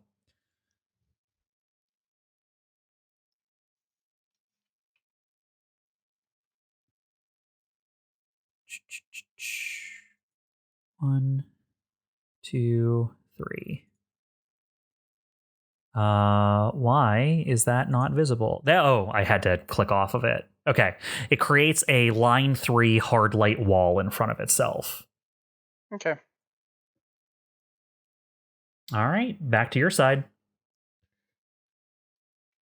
I feel like I've asked this once before, but when I do overcharge, can I do half my set of actions overcharge to finish off my set, or do I have to do the full set first? Overcharge has to be at the end of the round. Okay, because I want to get next to both Wall A and Berserker C, but they're a few spaces short of my regular movement. So I was hoping I could move, overcharge, then do a full action, but I guess I can't do that. All right. Actually, so there was some question about this before, and I was trying to find the specific rule for it, and overcharge is coming up as take an overcharge, allowing them to make an additional quick action at the cost of heat. The kind of like turn order thing we were looking at before shows that you basically get a quick action plus heat for the overcharge. But I think that it is possible you might be able to use it in the middle of your turn. I think we might have looked at that incorrectly before. Oh man, I'd have played Rock completely differently. Is that what you want to do for this campaign, Bob, or it's your call? Yeah, I think because it is because it's come up enough. It is one of those things where we've established it as this is how we do it in our roles. If you want to keep playing that way, that's fine. But I just wanted to raise the idea: if we change it for everyone.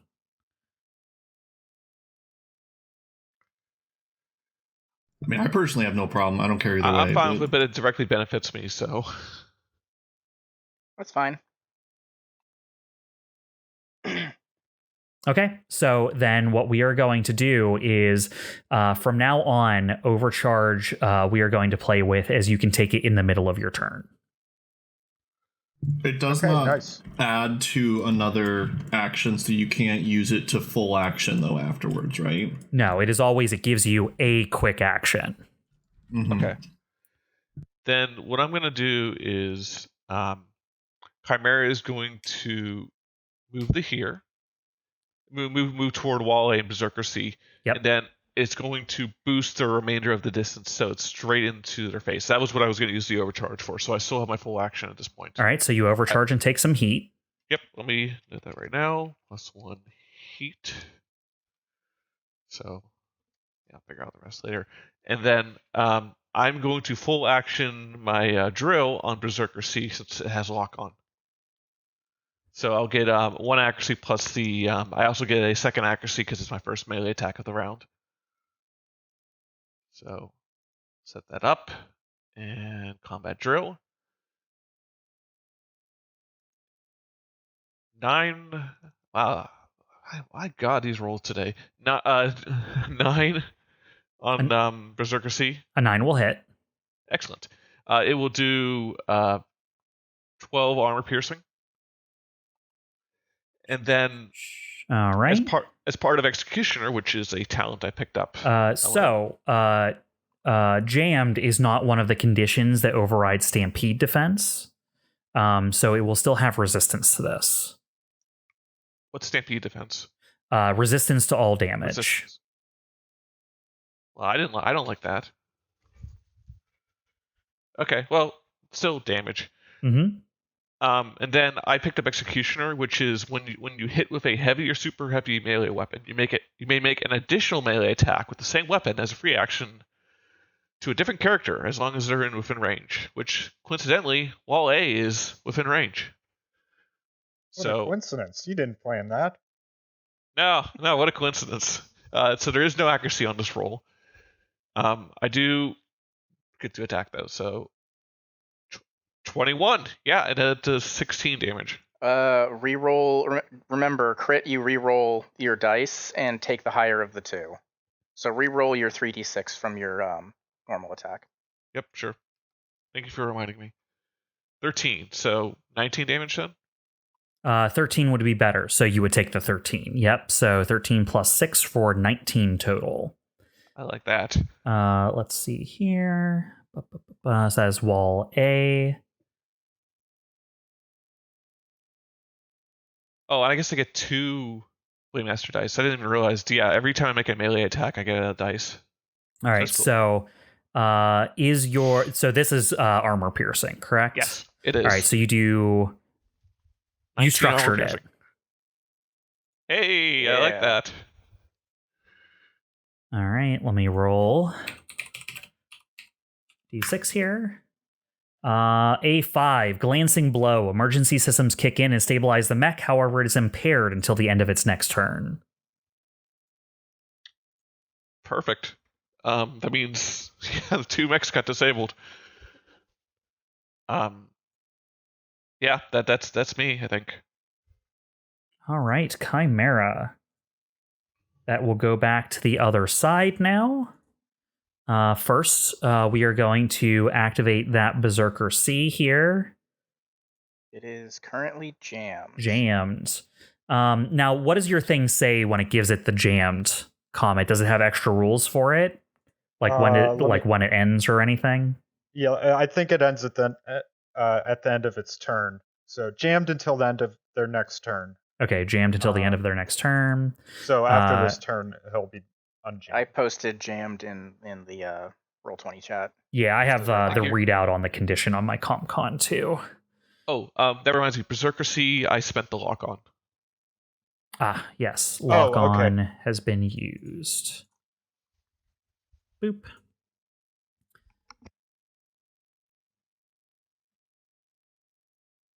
Cannot make attacks other than improvised attacks, grapple, and ram. And it cannot take reactions. Okay. Interesting.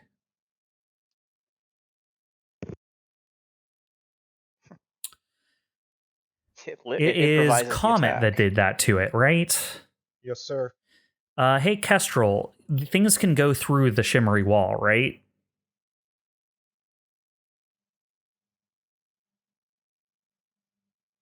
Jay?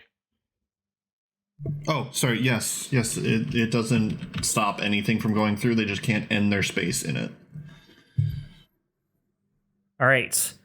Chimera, if you have a threat range weapon, you can use it. I do. I have an axe. Who am I attacking?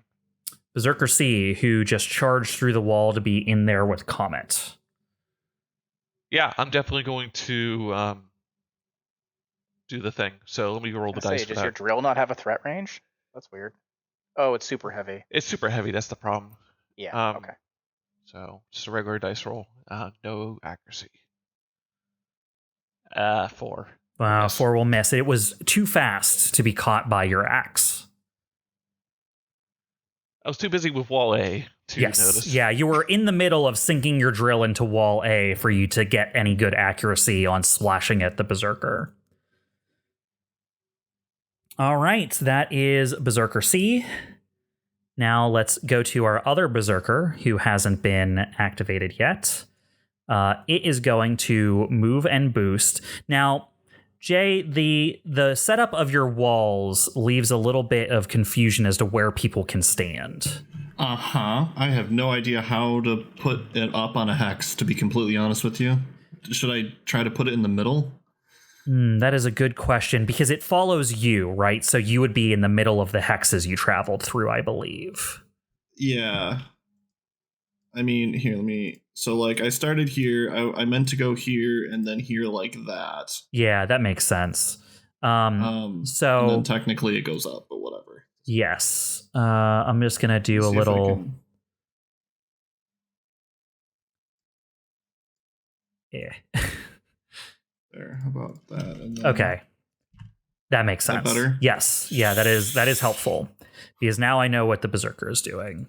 He's going to move and boost to get up to you, COMET.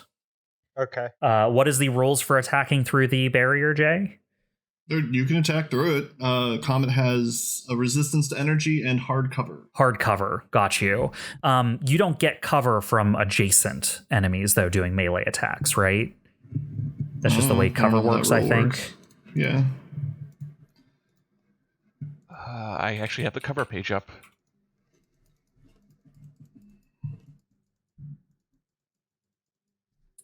Melee attacks ignore cover.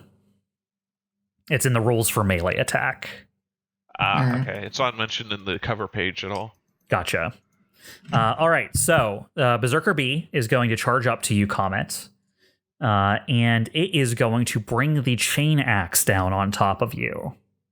That sounds scary. Oh, actually, it makes more sense if it moved and then avalanche charged. So that's going to spend one of its recharge abilities so that it can boost its speed and then end with an attack. So this is its first chain axe attack against you. All right. 16. That's going to hit. It will do 7 kinetic damage. You do Oh, have right. resistance, though.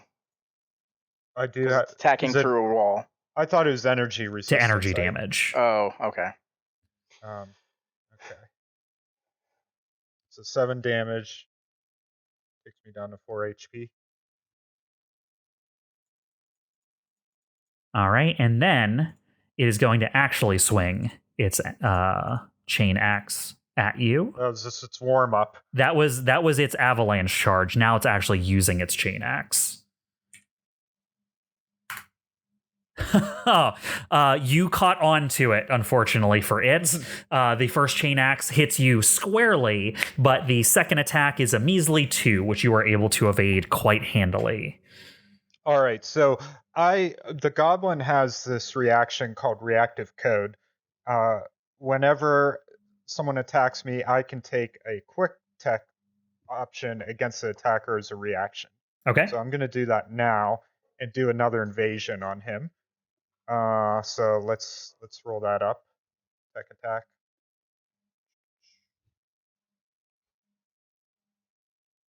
All right, that's going to That definitely 18. hits. Absolutely. 18 is right. good. So first off, he takes 2 heat. 2 heat. And let me see what option I want to use on him. This sounds fun. This is a new hacking option for me. Puppet systems. Your target moves its maximum speed in a direction of your choice. They can be moved into hazardous areas or in other obstacles, but are still affected by difficult terrain, obstructions, and so on. This movement is involuntary, but provokes reactions and engagements as normal, and doesn't count as knockback, pushing, or pulling. So I'll copy this into chat as well if you want to look at it. So let's move it. Let me look at the map here. I don't know his speed. Its full speed without using its charge ability is... Where are you? I just had you pulled up 5 seconds ago. Oh, I'm looking at your sheet. It has a 5 movement. Okay. Yep. So let's push Berserker C back this way, back towards Chimera. Okay. Oh, hey. You puppet it over to Chimera. Perfect. Can I go first? Can I go first next round? All right. Yeah, that's just my reaction. So that's it. All right. That is that Berserker going. Smack Wall A is going to activate now. It is next to Chimera. Its movement is 3, so it is going to move 3 away from you. Reaction? He has already used a reaction to attack someone. He's already used his Overwatch. Chimera has already used a reaction Yeah. to threat attack. I would if I could. So it moves away from you, and then it is going to use a full action to target you with a slaver signal. I need you to make a system save, Chimera. I'm incredible at those because I have a 0 modifier. I knew I should have attached to you. You could have used my plus. Do I have plus 6 or something crazy? Yeah, I was surprised you didn't. I thought about it. I'm sure nothing bad will happen with this roll. But I didn't know if they were techie guys or not. Wow, very good. I crit 20. 20. Yeah, you are able to push the slaver signal out of your system. So no issues there. And that was a full action, so that uses up its turn. Oh, that guy's dead next turn. He's dead. And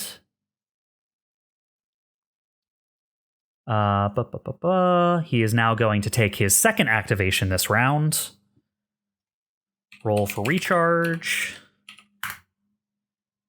Nope, that ain't gonna cut mustard. So what it is going to do is it is going to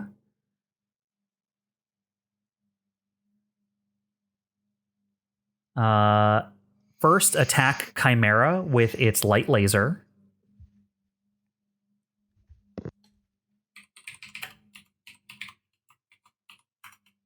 $10 versus evasion. Yeah, that Oh, I thought my evasion was higher than that. If it hits, it doesn't. I forget how that works. No, meets beats. Yep. Okay, then I get hit. Okay. You will take 3 energy plus 2 burn. I'm on fire again, aren't I? So you have 2 armor, right? So you'll only take 1 energy damage. Yeah.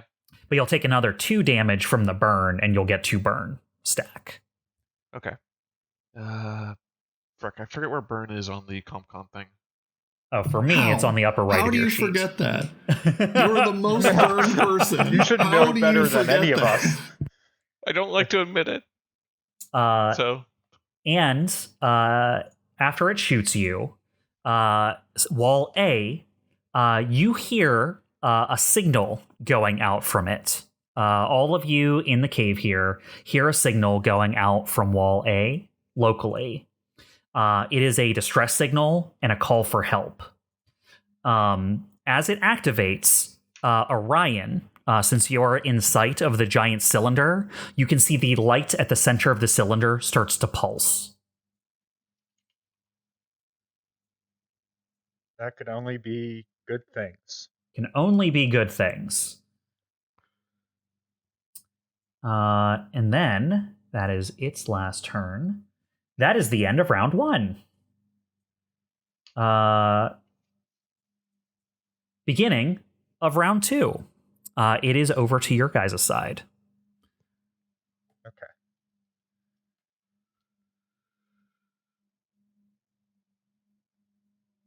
I'd say one of you guys go first. I can't do anything in this combat. I would like to finish off wall A just because I don't like it, but everyone has their priorities.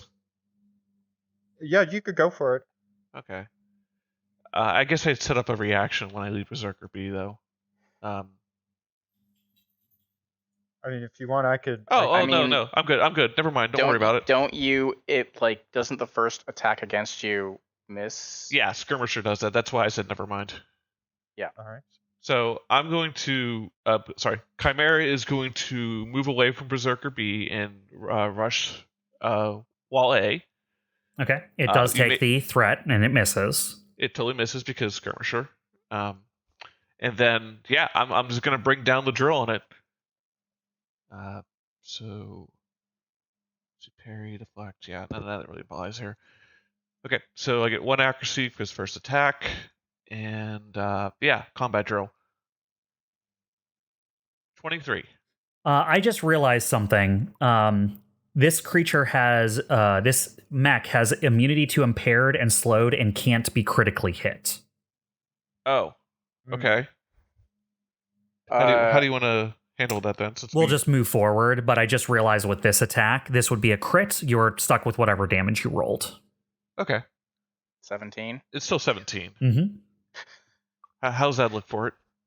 Let's see here. I think it has 14 health, right? Because we learned that. Did we? Oh, yeah, we did. Well, the thing is, it has its structure back because it Also acted. his armor. Yeah, I was sorry. Drill's armor. On its turn, it took 2 turns at the end. It also has the ferrous goo that starts to web through its systems. It has its 3rd structure back again. So you actually structure it again, but it goes back down to 2 structure. Like the goo heals structure? Yeah, I was going to say, this seems bad. Oh, yeah. Wow. Yep. I hate that. It does roll a 1, though, which is a direct hit. Huzzah! It is, depending on how much structure it has remaining, it has 2 structure remaining. It must pass a hull check or be destroyed. So let's roll a hull check.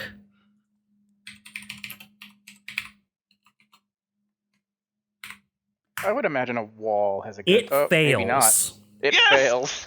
So, You see the ferrous goo start to fill in its critical systems, but you are able to wedge your weapon in before they're fully healed and get a critical hit on it. Not critical stat wise, but critical as in very bad for it. How do you disable wall A?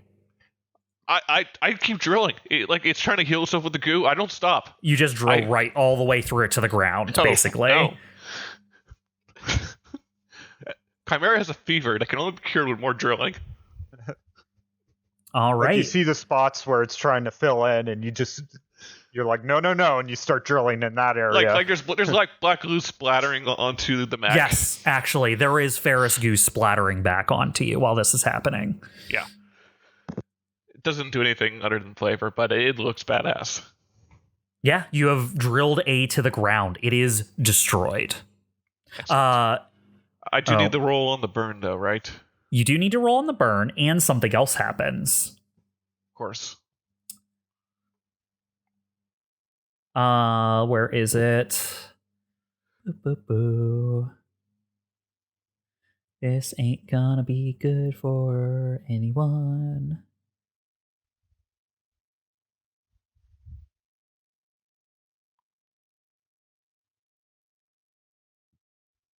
There we go.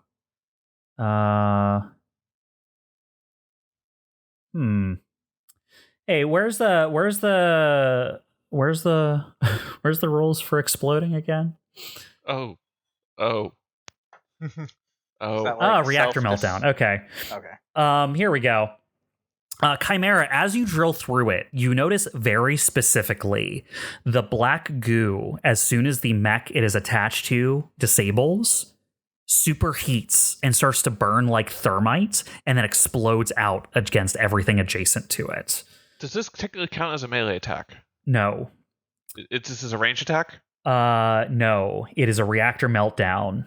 Damn it. It is the pilot inside is immediately killed and the mech is vaporized. In a burst 2 area, you must succeed on an agility agility save. I'm decent at those. I'm now glad that COMET did not attach to Chimera. Yeah, see, that's kind of what I was weighing. Yeah. Okay, so agility save. No. Okay. Ooh, I got a +2, so that's something at least. And I rolled a 5. A 5. You will take full damage, which is... Does armor help? Armor helps on this. It is explosive damage. You take 15 explosive damage. Okay, so that's 13 damage. You do have the option of bracing if you want, but it limits your options for the next round. I'm thinking. What does brace do again? It means you can't. You gain resistance, but in exchange, you basically can only take a single quick action on your next turn. I'm actually fine with that. I will take the resistance from bracing. You have resistance to all damage, burn, and heat, and until the end of your next turn, and all other attacks made against you have +1 difficulty. Due to the stress of bracing, you cannot take reaction until the end of your next turn, and on that turn, you can only take 1 quick action. You cannot overcharge, move normally, take full actions, or take free actions. Oh, it's literally just quick, no movement. You get a single quick. You get resistance from the burn, though, too, because it's not the end of your turn yet. How about that? Yeah, I want that. All right, so you're going to take half of that, which is 8. Is it after resistance is before armor? Oh, you're right. So armor happens first. So 13. So 15 down to 13. And then half of 13 is 7. Okay. So I take 6 damage. You take 7. 7. Things round up in Lancer. You're not used to... Right. Yeah. Math is hard. We're used to a system where things round down. Yeah, well, okay. So I think you should be at 9, correct? Yep. Just typing it out right now for the logger. All right, and then roll that engineering check. Okay, cool. I'm... Chimera, it is obvious to you that it is not the mech that exploded. It was the goo that exploded. That's bad. Engineering check is a 9, so I take 2 damage, still burned.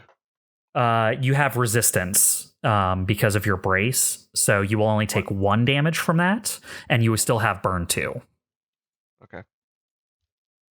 So the burn 2 will continue to stack for now. Okay, I'm at 8 out of 19 health, but I'm alive. But yeah, you're alive, and you braced from an explosion. All of you will have seen the explosion, but none of you were up close enough to see it with the detail that CHIMERA did. Yeah, so all you people who have ranged abilities, you might want to use those. All right. That was CHIMERA's turn, correct? So it's back to the enemies. All right. Berserker A's turn. They are going to activate, and when they do, the black Ferris goo starts to fill in more of their wounds, and they will gain another 4th of their health back. And they are going to swing away on you, Orion. This is their first chain axe. So the goo is a free action? The goo is, well, it's actually technically going to happen at the end of their turn. So if you can hurt them before it gets to the end of their turn, but it is every turn they regain 1/4 of their total HP. Great. Okay. So this is their first attack. 18. Yep. For 7 kinetic. And so you'll only take 6, right? Yep. I'm just waiting to see what else happens. And then it swings from the other side with the same axe. 9. Yep. For so another... that structures me. All right. That's your first structure.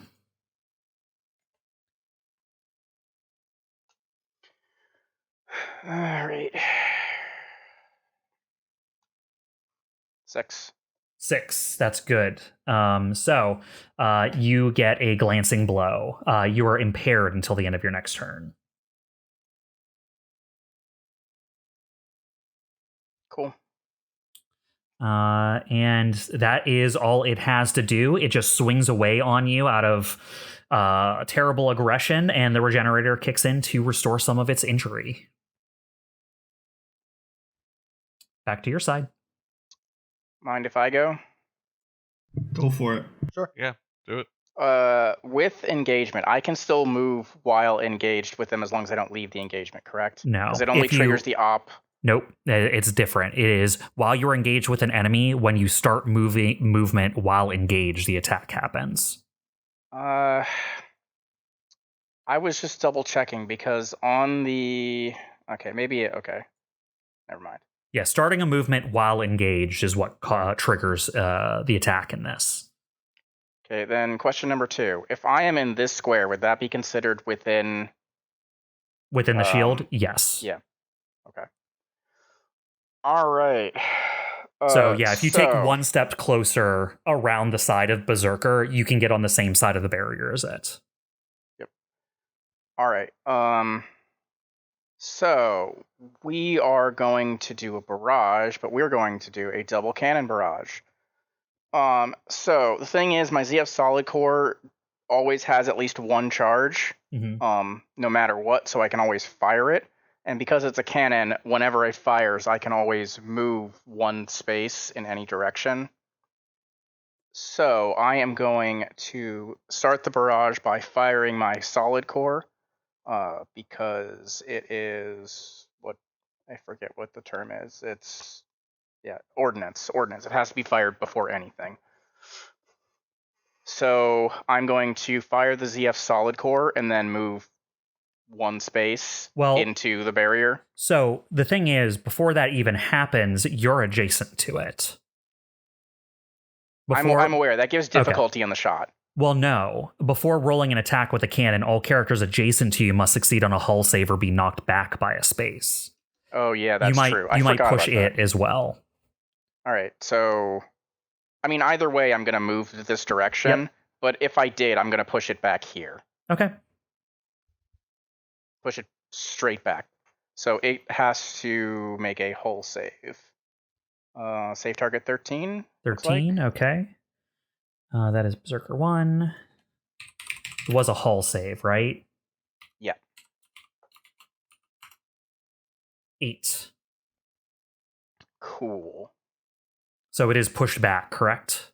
Yep. All right, so you, using the explosion of your cannon, you're able to push yourself into the shield while simultaneously pushing back the berserker away from you, using the kind of pressure of engaging your like stabilization systems.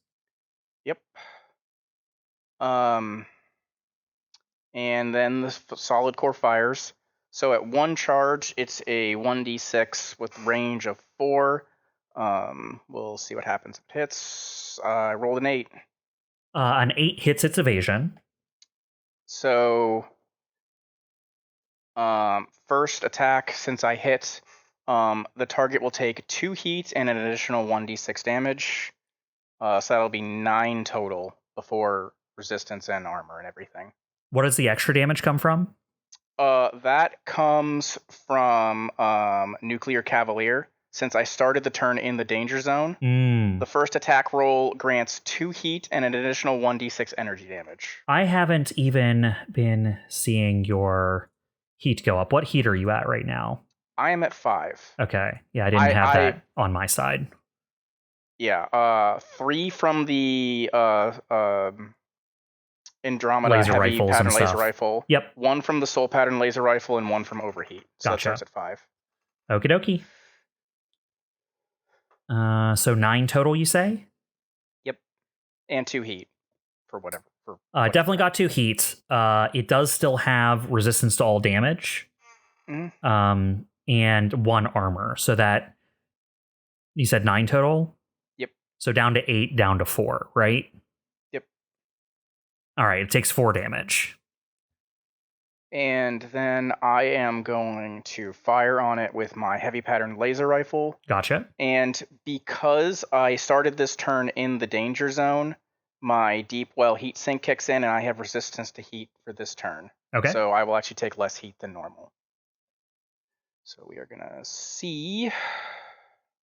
I crit. Very nice. So we're going to reroll. Hold on.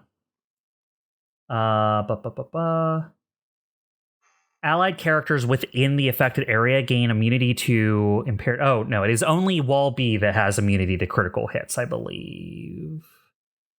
Oh, no, and cannot result in critical hits. But only if you fire on them from the outside. So because you're inside, the crit still goes through. Okay. I'm going to say when I fire, I move 1 space farther away because it's also a cannon. Sure. So my second roll was a 6, which is lower than the initial 7. All right, so you get the better one. Absolutely. Yep. 7 energy and 3 burn. So that would be 3 energy with resistance and armor and 3 burn. So 6 total. 6 total. All right. Berserker A. That is just enough to burn it to the ground. How do you imagine taking it out? So I imagine that my big cannon like pushes me to the side as it flies back from the force of the blast, and as I'm like land and I'm reconnecting, I fire my big cannon again, and it catches it off guard while it's reeling from the initial blast. And I continue sliding backwards to a stop from the force of my second cannon. Absolutely. Yeah, it is destroyed at this point. Very nice. Boop, boop. Boop, boop. I made sure I was 3 hexes away. Yeah. As your weapon ignites through its system, you see that the goo that was like struggling to keep up with the like onslaught of damage you kept peppering into it, the goo goes critical and explodes out in the area around it, causing a gigantic fireball as it burns to the ground. And just to keep you updated, Bob, I'm now at 7 out of 10 heat. Gotcha. Thank you. Yep.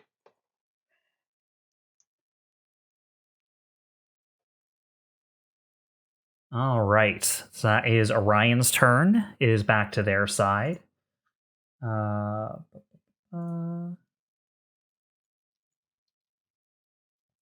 am going to activate Berserker C, who is adjacent to Comet.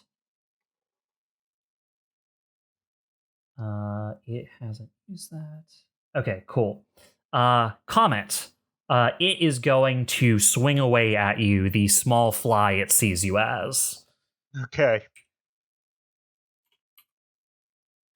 What is your evasion? 17. Not 17, but It's not 17, it's 13. damn. That will be 7 kinetic. Okay, that will structure me. All right, that's your first structure. Yeah. So let me put this in the combat log real quick. So back up to, what was that? So back -4 HP. That's 304 structure.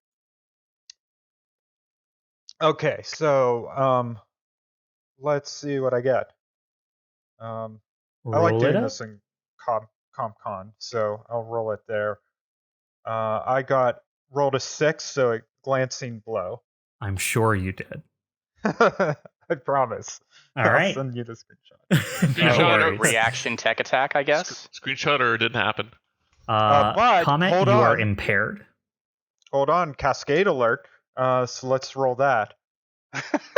Yeah, Oh, let's no. roll that. I like hearing no. that. I rolled a 9. Status nominal. Status As long as you don't nominal. roll a 1, you're Okay. fine. Okay. You know Yeah. that one time. Okay. You are currently impaired, correct?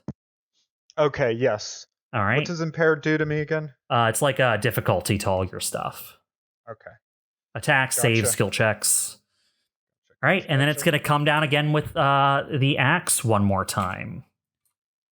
See if it can just burrow through you with the sharp end of its chainsaw, basically. 18.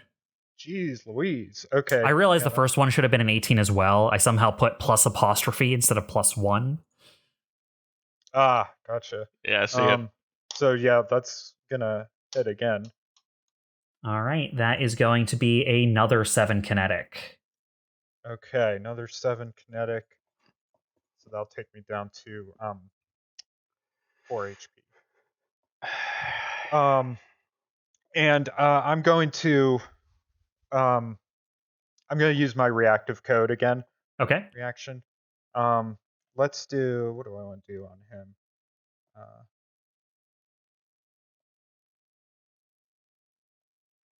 Yeah, so we'll do a well, let me roll it up first before I decide which thing I want to do. So let's see if this even works. Tech attack. Rolled a 13. A 13 against Berserker C will hit. All right, so he takes 2 heat. 2 more heat. He is now in the danger zone.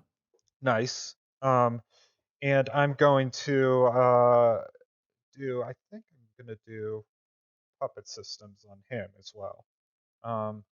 So we'll push his speed away from me. Like, what direction do you want me to send this guy I'm puppeted? thinking,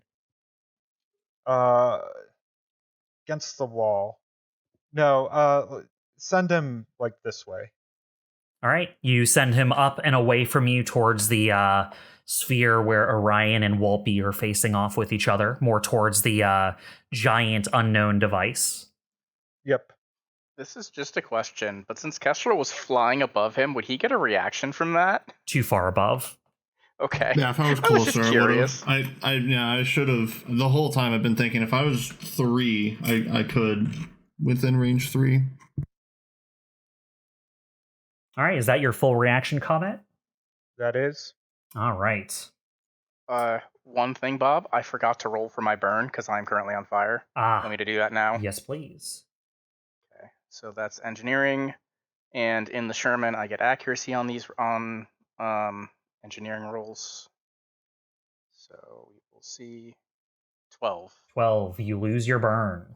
I am no longer on fire. Very nice. If only Chimera was the same. All right, it's back to your side. Yeah. All right. Can I go? You please. Okay. So what I think I'm gonna do is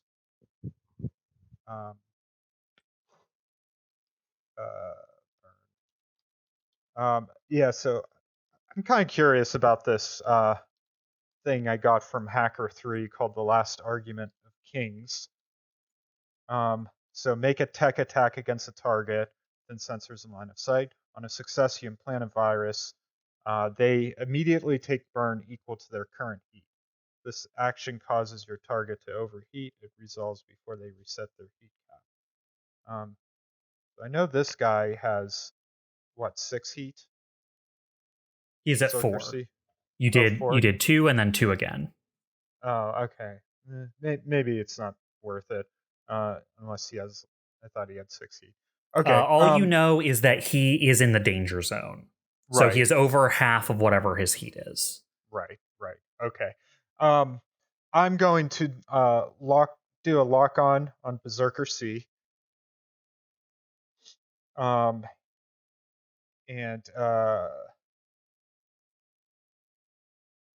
check something.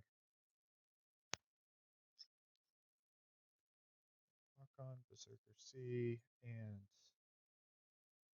oh yeah, that's what I wanted to do. And then construct ideal image. So I'll post this in the chat here and read it out. This is one of my new goblin abilities. So you create a data construct in a free adjacent space, a size 2 object that can look almost like anything and appears real to all systems. This construct provides hard cover, blocks line of sight, and has immunity to... wait, is that the one I wanted to do? I wanted to do the false idol. Sorry, bear with me. Not the ideal image. Yeah, this is the one. You're an ideal image, Todd. Thank you. It's true.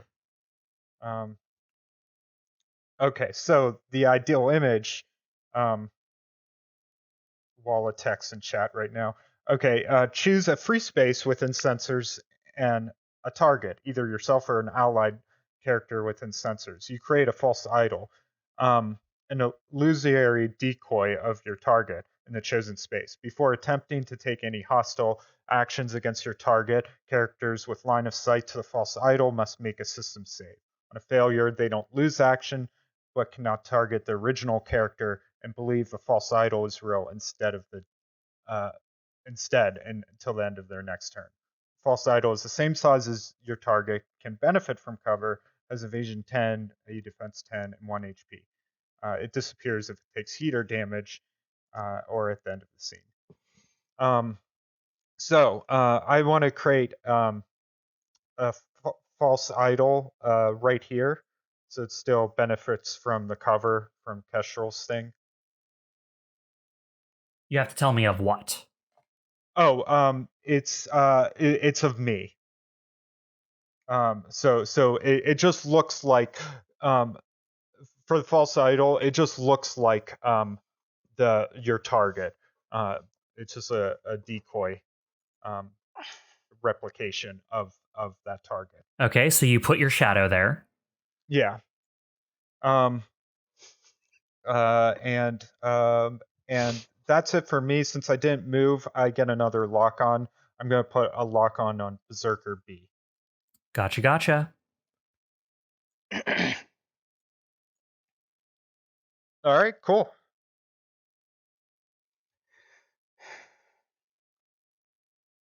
All done for me.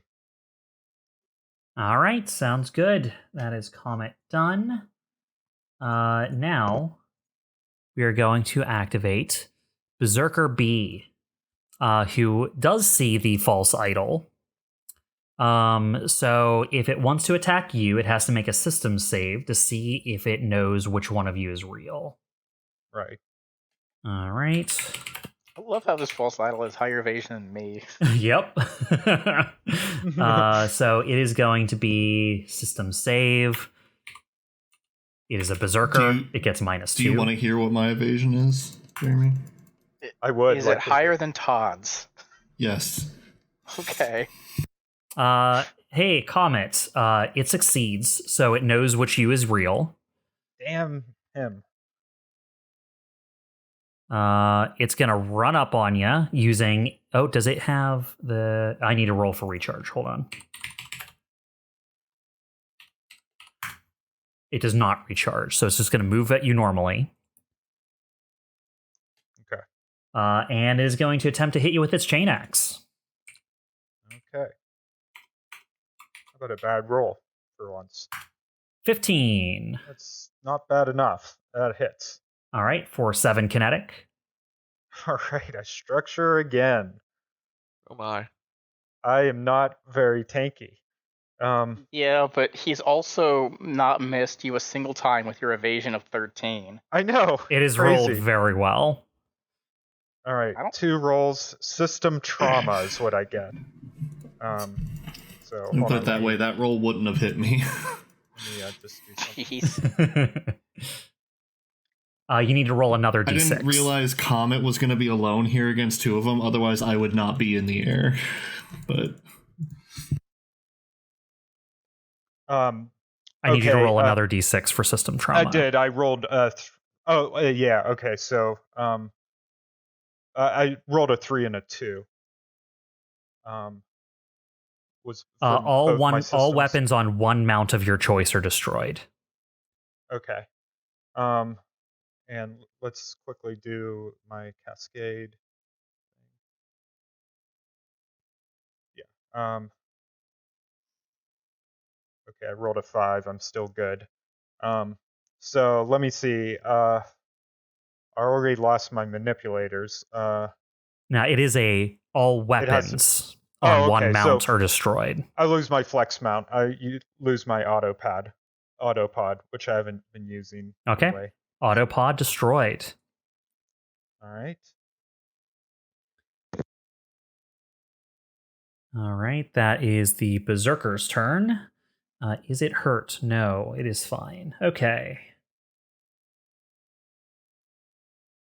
Kestrel. oh boy.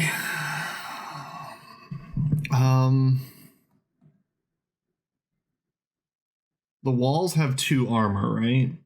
As far as you're aware, walls have 2 armor, correct? All right. And then Berserker C is hurt, but B is not. That is right. Okay. Well, I guess I'm just going to come down to here. No longer flying right in front of Berserker C. All right, so you're going to hover down to ground height.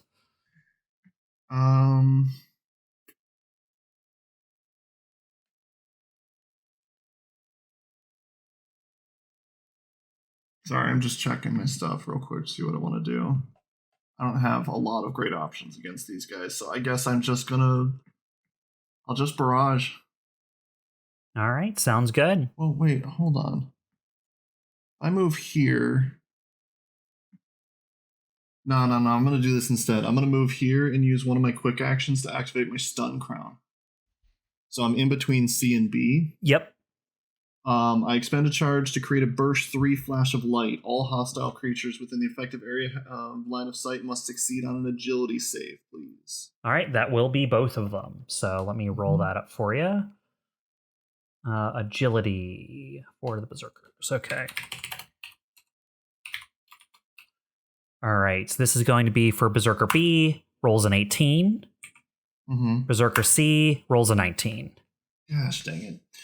If they failed, they would have been jammed and the system save become impaired.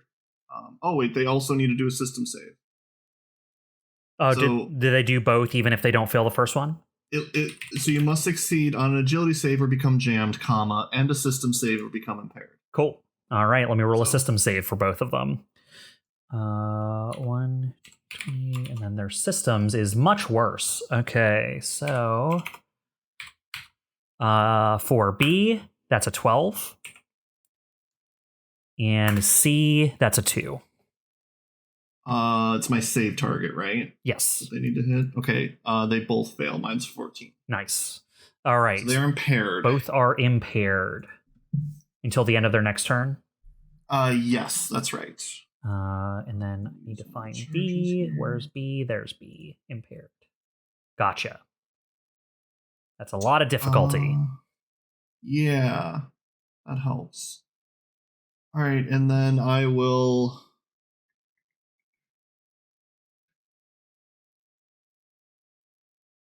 As you hover down and basically do a final flash that sends both berserkers reeling. Yeah, right. For a single screen, you just never mind. Do I want to use my shotgun or the pistols? I guess I'll start working on the pistols. I'm gonna shoot Berserker C. If I quick action an auxiliary mount, they both fire, right? Yes, both So, auxiliary I'm go understanding how off. that Yep. works. Okay. New mech who dis. All right, so the first one should have advantage. I just didn't add it in because my first shot with auxiliary gets it. It's a 17. 17 hits. All right, so it is a 3 damage. All right, it has 1 armor and it is impaired, so it doesn't get its stampede defense. So it does not have resistance, so it'll take 2 damage. Oops, I didn't mean to do that. All right, the next one is a 4, so I'm getting that. No, unfortunately not. Yeah, but impaired is one of the things that gets rid of their stampede defense. So right now, both of them have it down. All right, there we go. All right, you successfully broke through their defenses there, so that is useful. And you hurt one. Now, we go back to the other team for Wall B. Wall B is going to... Do I get any benefits for attacking out of invisibility? You should get an accuracy on it, I believe. Both of those would have had an extra accuracy, which that would have made the second one, or the first one, a crit with that 6, but that doesn't matter. And the second one, I'm guessing a 6 doesn't. 6 doesn't hit, unfortunately. Okay. That's it then. All right. Wall B.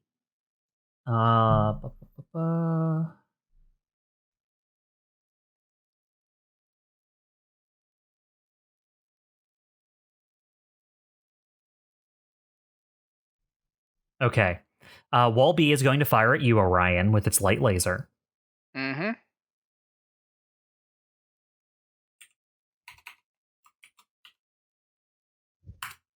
$13. Yep. All right, that'll be 3 energy plus 2 burn. All right, so 2 and 2.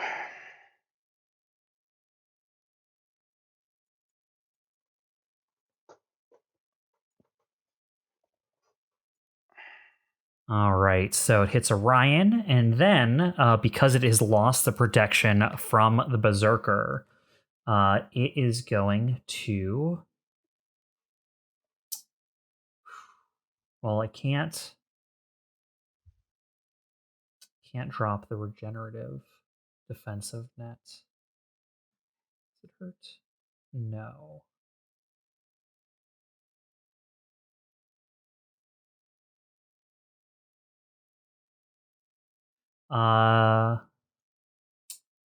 No. That is all it is going to do this round. It is going to hunker down, but it does have 1 more turn, so it's going to activate a second time. Mm-hmm. It dropped its defensive net, by the way, so that it can move next turn. Boop boop. All right. Now on its second turn, it is going to move.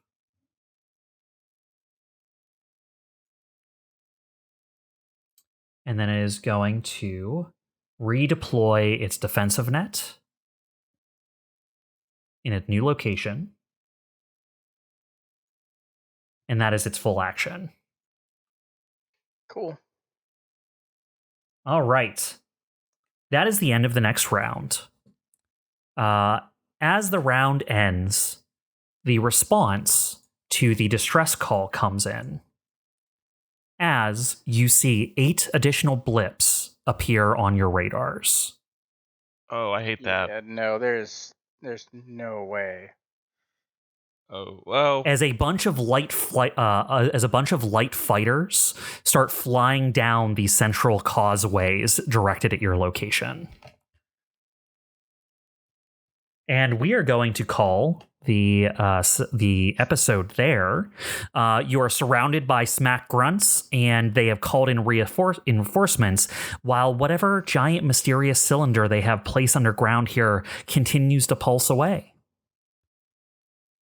Hooray! You guys found what you were looking for. That's a success, right? Yeah. Well, It's a no, success because we of a don't know kind. what we were looking for yet.